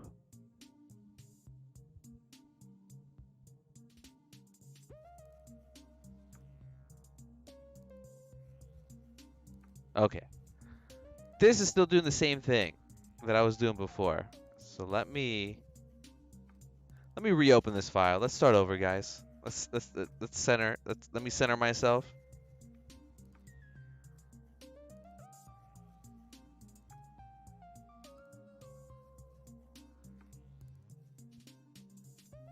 Can you hear me? Yes. Sorry, there's a delay. I just now see you're struggling. So yeah, you have to do it for the one of them first. You have to do for the one on the first one. Oh, it doesn't matter which one, but you have to open the menu for only one of them, so it will like remember your choice, like what you chose, what object you chose for it to remap, you know. So when you select afterwards all the other ones and do the remap users, it would open all the other menus, right? Or like multiple of them. Yeah. This time it would remember your choice last time, because now what you did, you went straight ahead, opened all the menus at once, right? I did. Am I making sense? No, no, yeah. To me, this is just feeling overly complicated. Yeah, it's super not Cause I swear I've done it. Oh man. weird.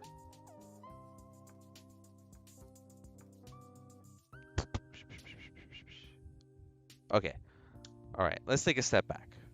All right. I'll be right. I'll get. I'm gonna get out of this chat, Raj. I'm gonna work through this. Okay. In like I'm gonna try to remember what I did. Anyway, once again, thank you. Sure.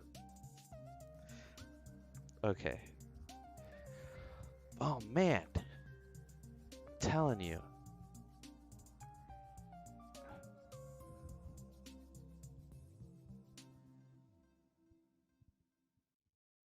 It is super funky.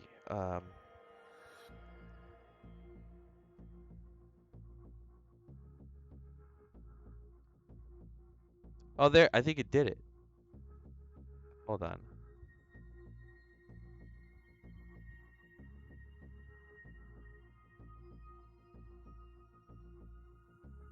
No, I didn't. Let me stop saying that before I get excited.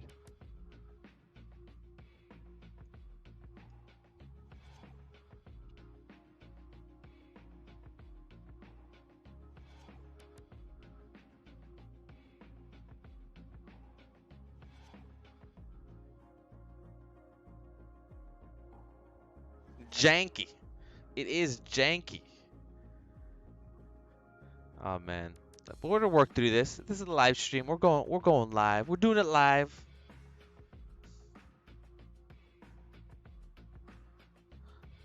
So let's say I wanted these two to be the same.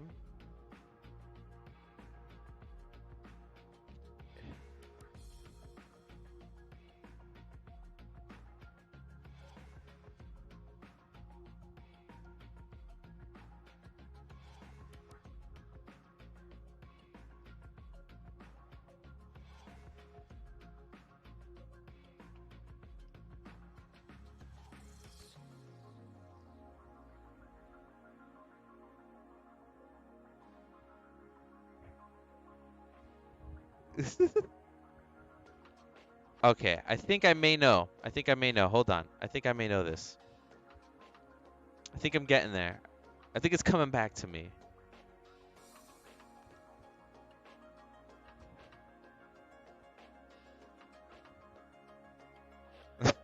I destroyed this scene.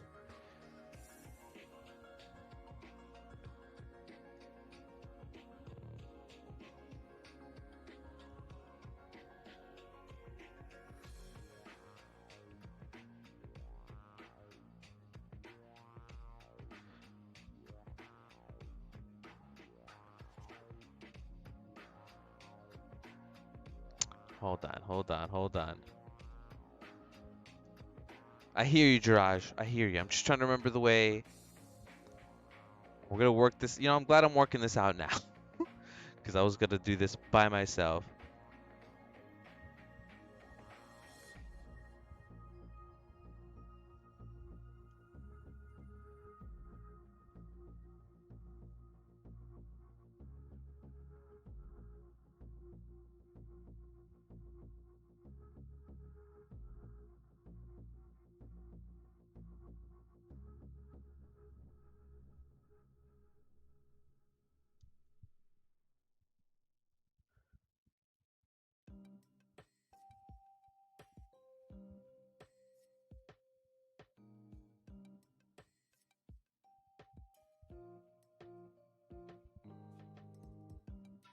Remap users.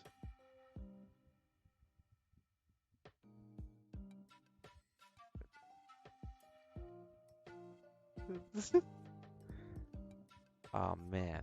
No, hold on. Let me do this.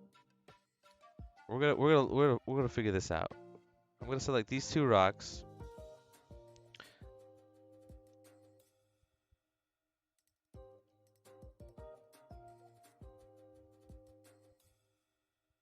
Apply all transformations.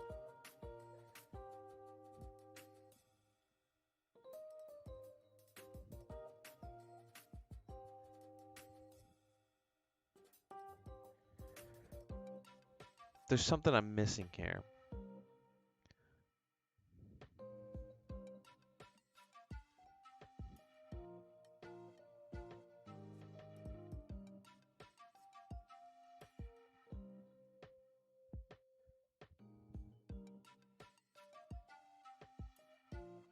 I hear you, Draw. I hear you. I hear you. I'm getting close to I think the way I did it. Draw is just like right click, select remap user, spam. He's probably going crazy because I'm just like running. I'm running into the sun right now. We'll do it. We'll do it now, Jiraj. We'll do it now. Just give me 1 second. That's not the way I want to do it. I don't want to go into the outliner and do all this stuff. We're gonna do this with the one shortcut.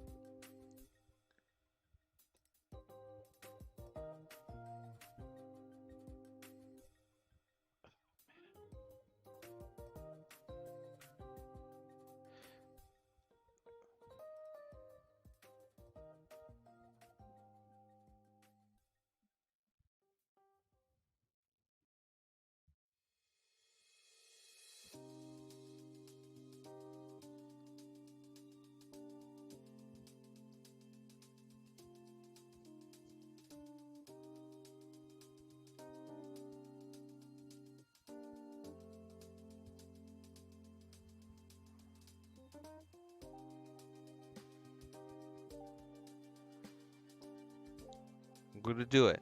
We're not gonna go to that outliner, go to mesh. We're gonna figure out what my issue is, cause, like I said, I did it. I've already practiced doing this compositing tutorial about twice already, and then I did the move, and then I forgot the whole process. Should have written it down.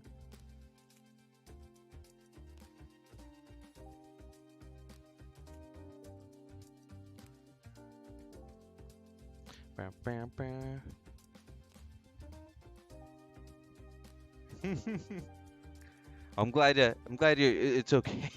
I'm glad you're taking it good, cause don't mind me. I'm just being a brute right now.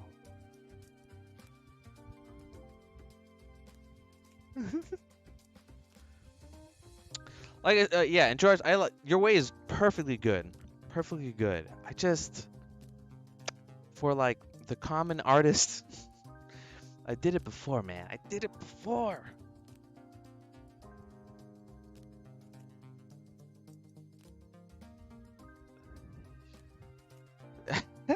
I'm a monkey who can't dance. I can't dance. I lost all my rhythm from the East Coast, from the West Coast to the East Coast. This is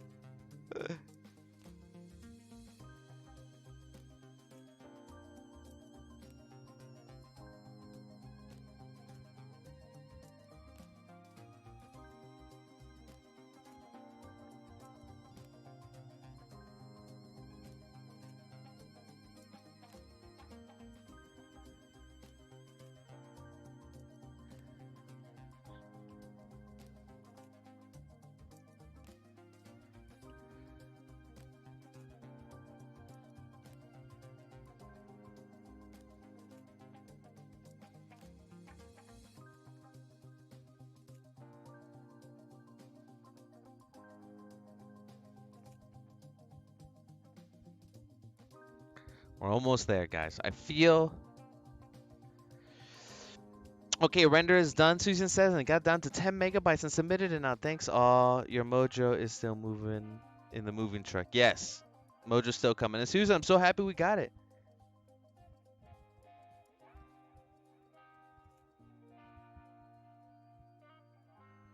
Oh man, I'm happy you rendered it down. What was the solution, Susan? So she was trying to submit a, I guess, a post that was supposed to be 100 megabytes.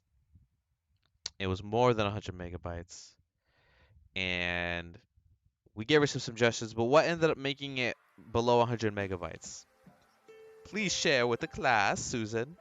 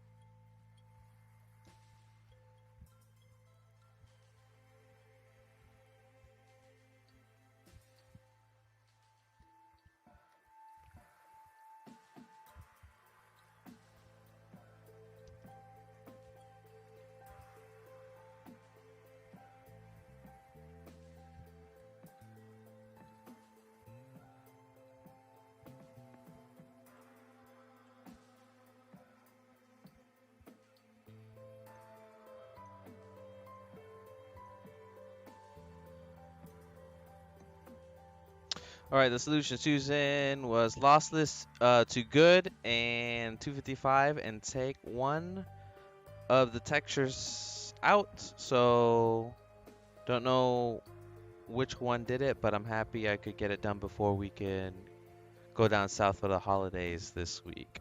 Nice. Going down south for the holidays sounds like fun.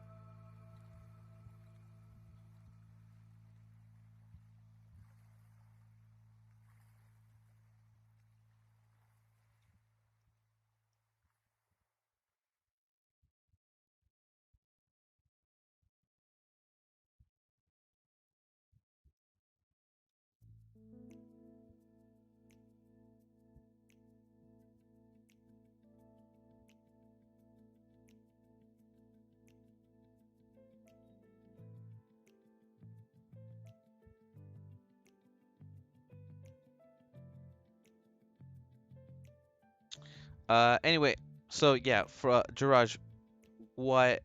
Just so you understand, I should just be talking while I'm thinking through this. So what you want to do is totally correct, and the way I'm doing it is correct, right? Because look, I'll show you. If I go through and I select all the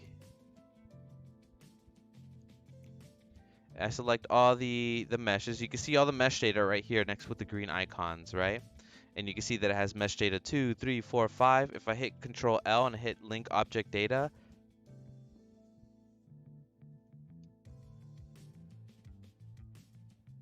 you see that all the mesh data turns into one of the datas. So yeah, what you're doing, what I'm doing is correct, right? My issue is here is when I first did this, there was another step I did before for the positions not to change, right? So I hit link data, all my positioning changes, all my stuff changes, the size changes and stuff like that, right? And I don't want it to do that. I want it to keep the scene the same. So there's just one step I'm missing before I do that step to do that. So let me work this work this through. Let's do it again. There's a step here I am missing.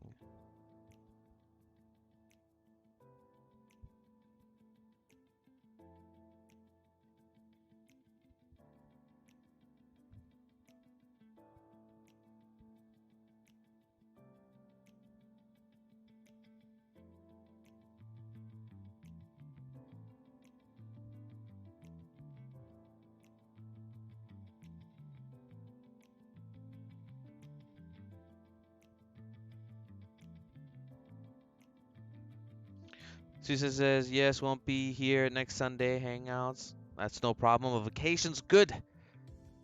Go down for the holidays. Grease Monkey just emailed you the MP4 to show if you want. Yes. Let's see what you have made.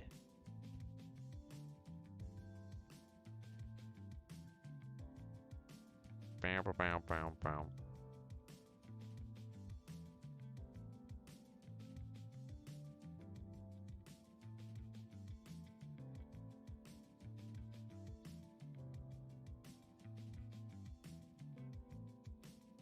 Oh, this is what Susan made. Look at that. Nice, Susan. Watch it one more time. Got your robots, Susan. Catching the ball. Going through. Got that transparent material.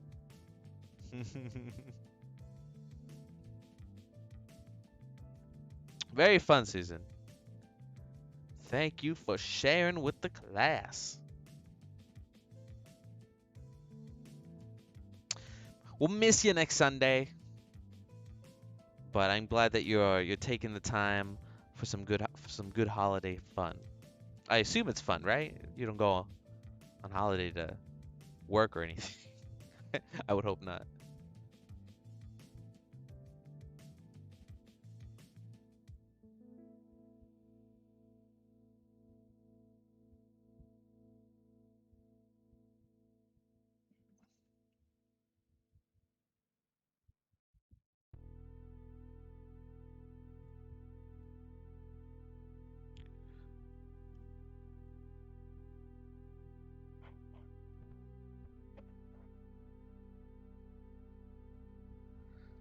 Okay. Jirash, class. After frustration, I think I got it. Jiraj obviously has his way to do it in the outliner. This is how I would do it. So the issue, let me start over. Let me hope it doesn't mess up at the end here. Okay, we're gonna go to open. Open recent side.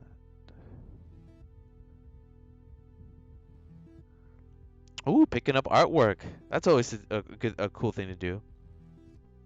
Traveling for your art. The art that you want to consume. Okay. I think I got it, Jiraj. Think I got it. Let me set up. This is how confident I am. I'm going to set up now the way I want to set up. Okay. So let's start this lesson over. Let's take off the things I don't need. I'm going to take off the volumetrics. And let me start it again. We got 8 people here watching. So let's try this again. Hello, everyone. Working on a project with Spitfire. He made an animation. And the animation is Samus running through this environment. Okay. Let me turn off some stuff here.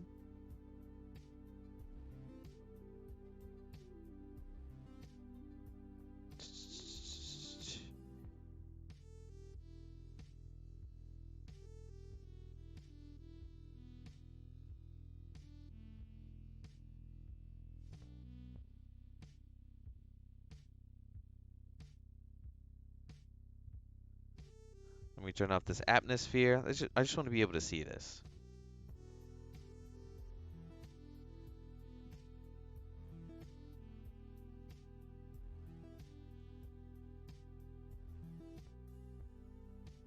Okay. Okay. Here we go. All right. So I got this scene from Spitfire. It is a gig and a half once opened. Let's see if we can see it here. Is there any way to zoom in on this magnifying glass?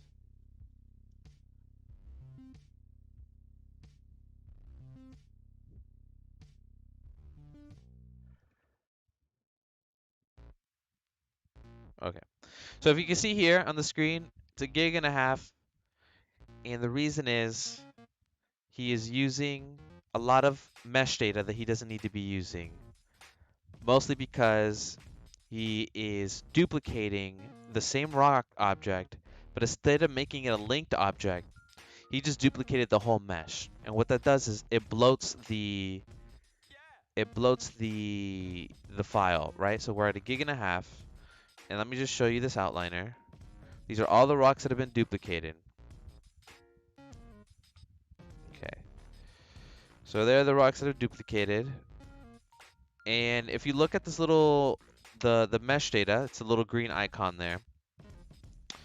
That you can see that they're all different mesh data. So this rock has, let's figure out how much space this rock has, right? So, or how many like polygons it is.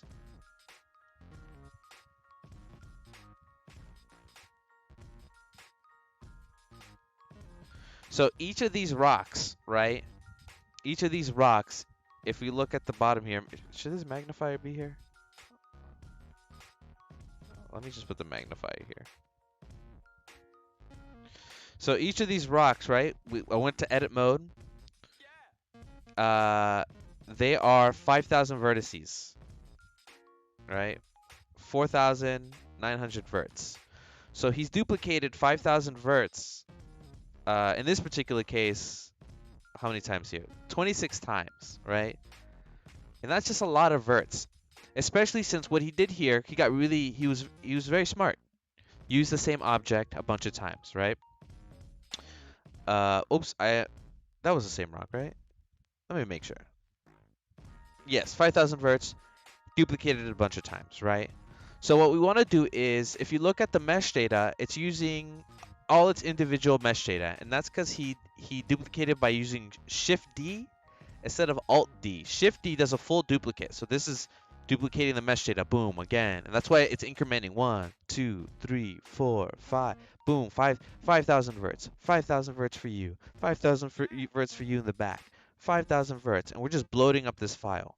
And what we want is, when I receive these files from artists, I want to optimize it first before I work on it. So I want all the rocks to use the same mesh data, since all he did was like, just scale them up in different ways, right? So if we select all the objects, right? And this is the issue I was coming up and why it took so much time here. And we hit Control L, right? You can link object data. See? And you can see now the object data, if you look at the green, it's all using the same object data.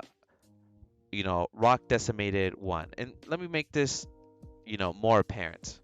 So I'm going to go to rock decimated. I'm just going to call it rock mesh, right? So you're going to see this is rock mesh, and I'll illustrate it again. This is rock mesh, and I want, instead of all these using their individual meshes, which is long, rock, A, decimated, and then it have all its individual ones, we'll select the top one, we'll scroll to the bottom, select the bottom one. Now we'll do it again, right? Control L. Control L, that menu is to link data, right? So whichever one's highlighted, which is the yellow one, it's going to copy whatever's highlighted, the yellow one, to the orange ones. So like parents to children, right? So we see that we have this one, rock mesh, this one up here. You know what? Let's even just call this, no, we'll leave it the same. So now we hit Control L and link the object data, and you can see all these turn to rock mesh. Now it's using one mesh, right? But we came up with an issue that I kept running into. Jiraj was helping me, and he was doing it a different way. And with 3D stuff, you could do things do the same thing 100 different ways, which is very good. So the way I like to do it, from what I remember when I tried to figure this out. Let me undo this. When I hit Control L and I link it, it's doing what I want, but it's moving all my stuff, right? It's moving it all over the place. It's not keeping it the same. So what you have to do, right, is the issue here is the origins of the individual object. So can we see the origins? Let's see. Origins. Okay, there it is. So the origin for this rock is like on the top left. The origin for this rock is like on the bottom, right? So we want to match all the origins to be the same, and then we use the link data, right? So here we got rock decimated. We'll select all of these. We'll go to object and we'll set the origin to geometry, right? So this, if you see, like, let me undo this. Look at all the origin dots, right? There are these little orange dots. This is where each individual origin for each rock is. So if you see this one, it's all the way over here, out in space for no reason. If you click on this one, out in space for no reason. If you click on that one, it's on this top corner here. If you click on this one, it's on this bottom corner. Maybe he put it upside down. But if you select all the rocks, right, and then you set the origin to geometry, it'll set it nice and in the center of all the geometry. Perfect, right? Nothing has changed. My scene looks the same as he gave it to me, right? But if I hit Control L now and I hit link object data, nothing has changed. You see, none of the rocks changed. The only thing that changed is that we're using the rock mesh now for all of them, right? So let's hit Control L, link object data. Now look, now when you look at this rock mesh, this is the rock mesh, and it says how many times is it being used? It's being used 22 times, right? So there it is. So we now are using a rock mesh for all of these. And what was throwing me off earlier today, and Jiraj was helping me with, is that the origin needs to be set to the geometry. All right. So now the rock mesh is being used 22 times. It's all the rock mesh. Now here's the thing, right? So we're here. We'll hit save. I'm gonna save it into a different file just so I keep this original one. Okay. Okay. So now we have the rock mesh all set. And first is it messes up the same way as if you didn't apply the transformations. Exactly. That was the issue, right? So now, where's my magnifier? Because you can't see it on the stream here. But if we look at, we're at 1.4 gigs still, right? We're like, nothing's changed, right? So what we do is we go to File, we go to Cleanup, and we go to Clean Up Unused Data Blocks. So we click on that, and that's 21 meshes.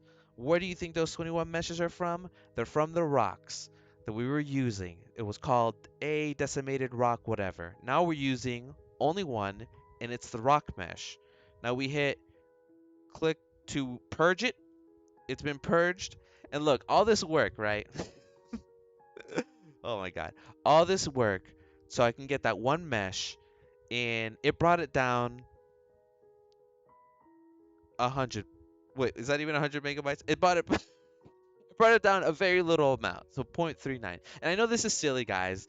It barely made a difference and everything, but it matters because now when Blender has to draw this on your screen, it's just referencing one thing. It's not trying to reference 23 different rocks and then placing it into your scene. It doesn't have to reference 23 times. That's 21 computations less for each second. You know what I mean? And while that doesn't matter for like this smaller project, when the projects get really big and there's big city scenes and there's big stuff and you're reusing a lot of assets, it's better to have less meshes. So they're called draw calls. If you look into like gaming development and stuff, you want the least draw calls as possible. So that's why a lot of things are linked, because then it only has to store it once in the memory, and then it calls it once onto the scene, and then transforms it and stuff like that. So we lowered the size, and we got rid of 21 meshes, and it didn't change any of the scene. Now we're a bit more optimized. So that's our first step with this optimization. And the Spitfire says, haha, it's all the grease pencil that's memory that's in the memory. It's terribly not optimized. Terribly optimized. Still good though that you got some memory down. And once again, yeah, and got the memory down. Yeah, and once again, I showed the memory. Maybe I shouldn't have shown the memory. It's really not about the memory. It's really about the the amount of times that Blender has to call upon it. You know what I mean? So there could be something that's 1 byte and it gets called a million times, you know, and that's like what, 10 megabytes or something, 100 megabytes. But it's still the computation. We're trying to save computation. So when you start doing the rendering, every second counts. You know what I mean? So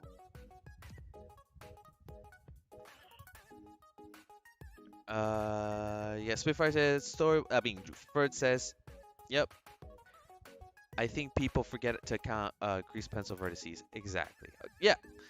And I don't know too many tricks for the grease pencil vertices. But anyway, thank you for hanging out here for this long process of making sure that we use one mesh for a bunch of these. Anyway, once again, doesn't matter in these small projects, but once the projects get bigger, this stuff is the things that will make it, a little bit faster. Um, yeah, I wonder if there's a way to optimize grease pencil as well. Okay, so there we go. That's one thing we fixed with the optimization of the rocks. Nothing's changed. We're still good. And we can continue forward.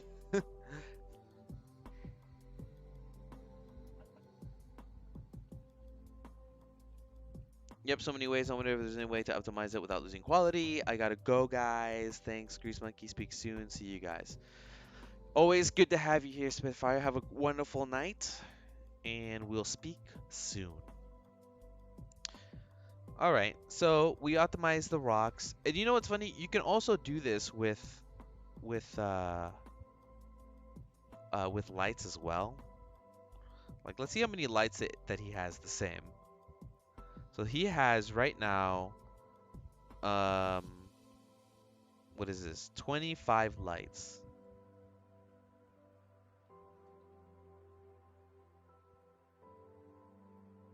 I agree, Fred. There should be a way to clean it up. Maybe there is and we don't know? Maybe that's optimistic.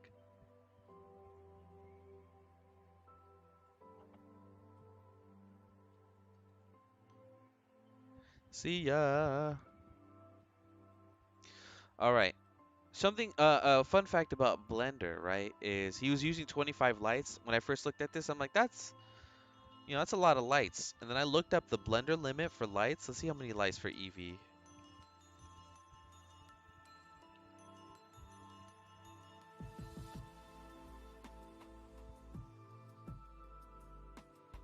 So it shows here, right? I was like, oh man, 20 something lights is a lot of lights. But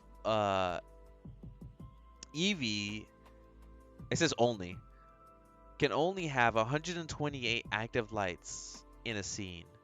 And only 8 of the shadowed sunlights are supported.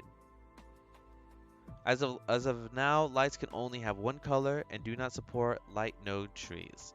So this is a good bit of information to know once you're getting into bigger projects, is that you shouldn't have more than 128 lights in your scene, and you're only gonna have 8 shadows from the sun lamp, from the sunlight. So some good to know. So maybe 23 lights, 25 lights, ain't no big deal.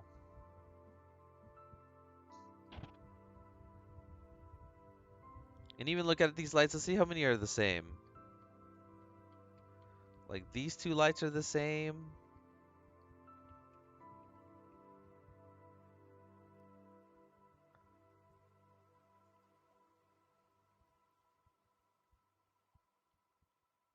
could just put this to 0.4.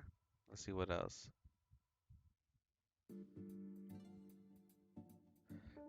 This light, this light, this light, this light. All these lights are the same. 3, 3, 3.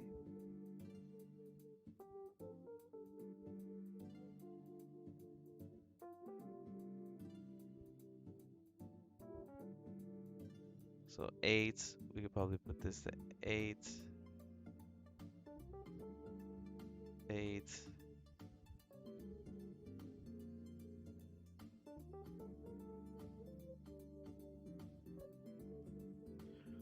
We can put this to 4.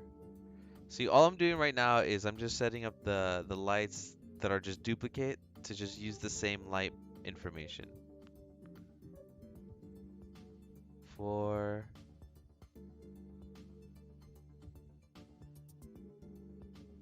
4. You can see it's not changing anything in the scene. 4. And then if you do this, you can eventually have more lights, like if your scene's bigger. Unless it's just active lights, so never mind. It doesn't actually change it. 4.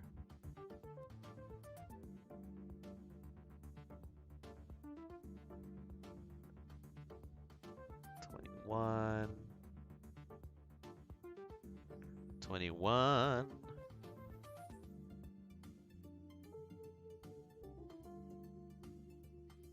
Point light 1. 0.001. There we go. 0.001.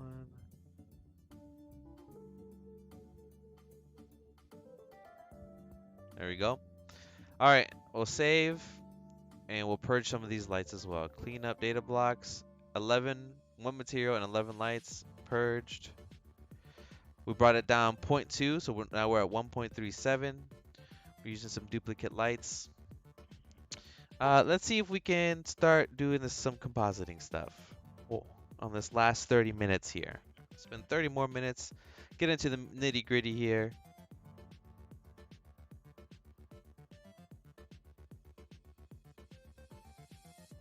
See if we can get some compositing in. I should really get into the geometry nodes and start doing some of that too.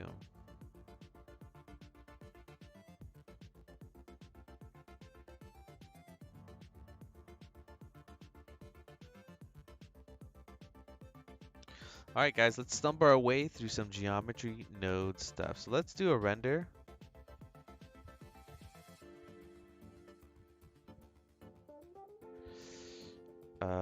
And let's set up a background. Output, viewer.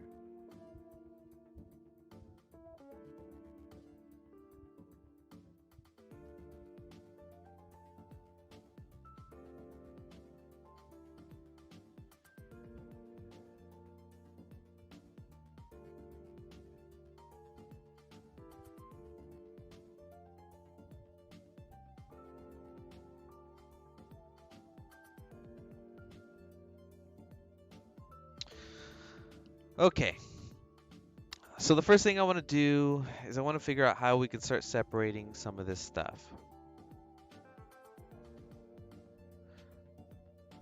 So in our Samus, can we put this on a separate layer?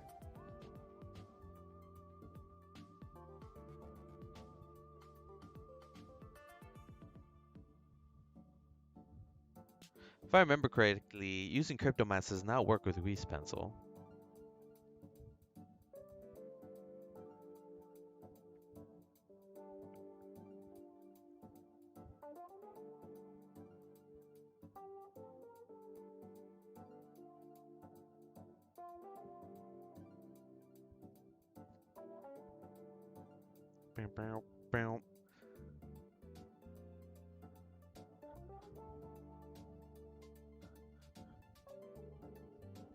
Oh, you guys, I think I'm gonna have to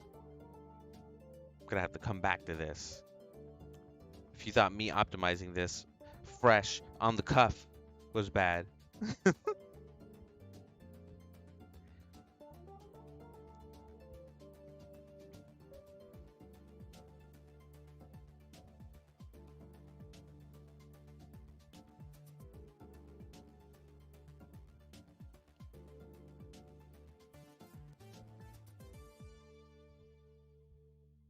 Crypto mats.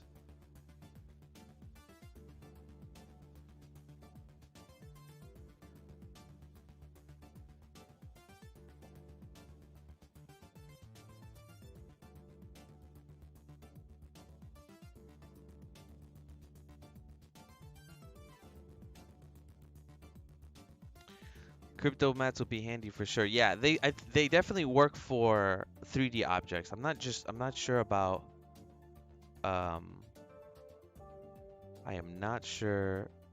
See, yeah, the crypto mat works for the 3D object. It does not seem to be getting the grease pencil information.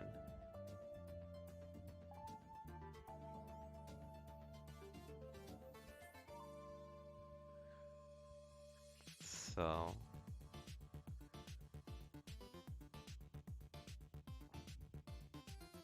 because with crypto mats, like let me see if I could just show you guys maybe some how crypto mats work a little bit. If I remember correctly, going off memory now. Excuse me. If I wanted to like affect the scene, right? You obviously put crypto mats under the scene tab, view layers, put objects, get your crypto mat there, put the crypto mat node, put in the image. You no longer need these. I think these are obsolete now. So let's make the scene here. I would like to have a feature in Blender Outliner to show how much data data block takes. That would be a neat feature. What else?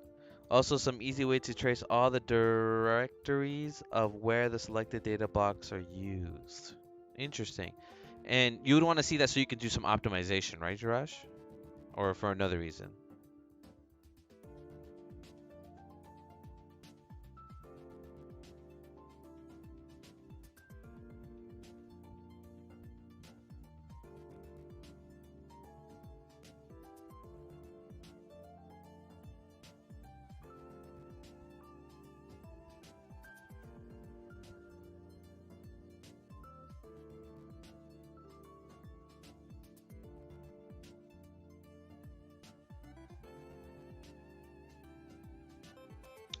Alright.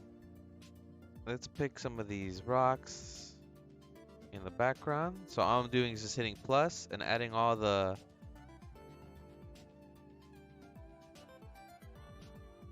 rocks.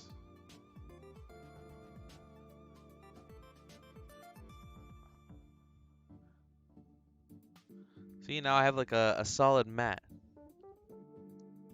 right? Let's see if I can do this correctly. You guys, I'm doing this off the cuff. We're gonna have to end this stream soon. In the next stream, I'm gonna be fully ready with this stuff. But thank you for bearing witness, guys, to the mistakes. Okay.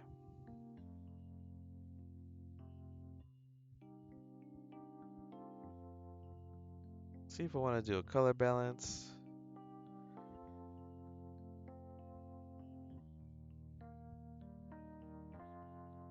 Use this as a mat. Put it there.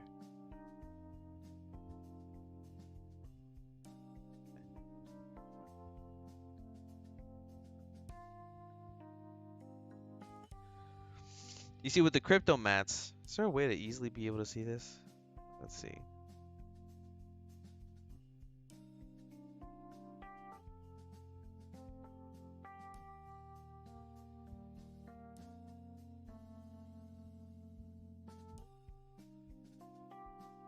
There it is. So using crypto mats, it was useful. And see, I'm glad we're doing this because yeah, I'm running into some issues. I remember how to separate the grease pencil objects with compositing. I'm just not going to be able to do it off the cuff right now. But looking from the crypto mat here that I created, I was able to isolate the rocks that I wanted, and you can see the mat here. I can just do it directly. Isolated the rocks, make a mat, and then you're able to add in different effects on those rocks. And then an issue I'm already coming up with is that since it can't detect the grease pencil objects, I haven't separated it yet at least. It is working, but when it goes through the rocks, it's not looking too hot. It's a good thing to know. Let me do a Google here. I need to figure out.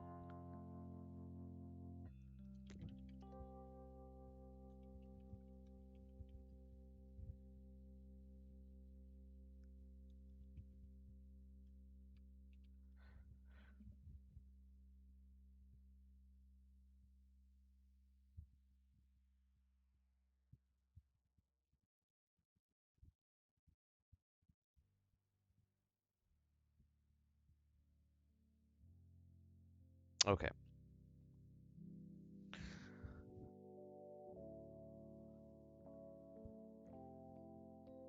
Is there a way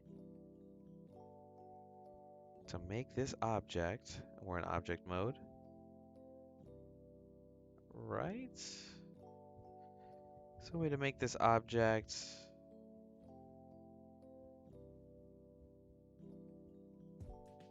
appear in my layers.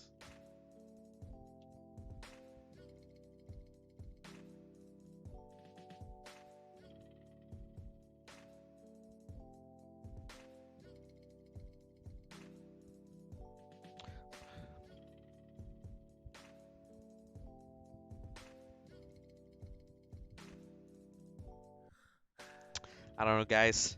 I think I'm gonna call it today. Gonna need to do a little bit more studying on this compositing so that I can do an actual stream with some actual information. But yeah. Yeah. So I think I'm gonna end it the next 10 minutes. If anybody has anything to say in the chat, any questions, please ask. I'm calling it in. You gotta know when to fold them. You gotta know when to hold them. A wise man, Mr. Sir Kenny Gieth.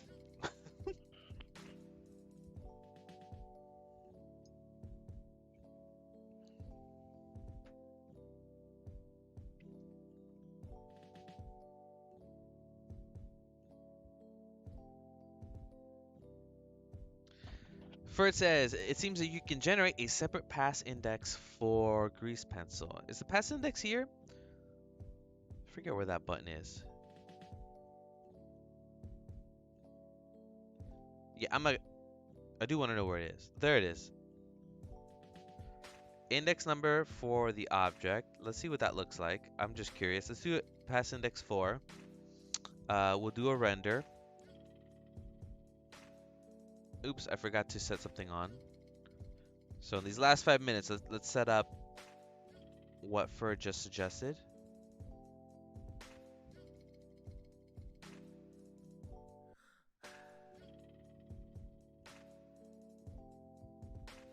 Jiraj, thank you for being here. Thank you for bearing with me, being a brute on the way that I was setting the instancing of the objects. I was just a mad lad. Going crazy.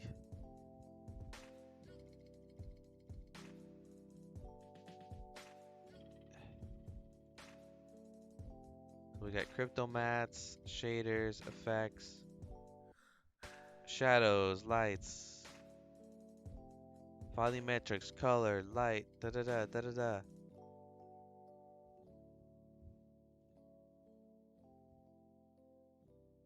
Mist, normal.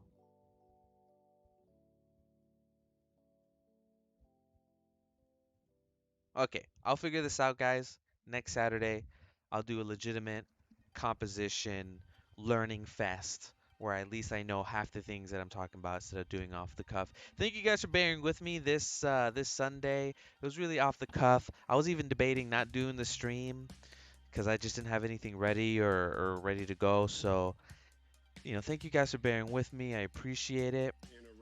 I hope you guys have a wonderful day. Everybody who was here, Jiraj, thank you. Ferd, thank you. Susan, I think you said next Sunday you're out, so I'll see you in 2 weeks. Um, Jiraj, you never have to worry about. Don't worry about. Don't worry about your English. I understood what you were saying. I was just wanted to do it my way. Anyway, if Corona Countdown is still here, thank you for asking the question. Marco, if you're still here, I hope you have a great day or weekend or night. I forget where you're at. Everybody out there, take care as always. You watch me stumble, you watch me fall, but we made it here together. Tune in next week for some actual compositing, guys. I'm actually going to work on some compositing. This is much needed, and I think I can figure it out for you guys and make it as simple as possible. So, I'll go to my end screen here. Thank you guys. I'll say this a million times. Thank you, thank you, thank you, thank you. I appreciate it. And shout outs to all of y'all.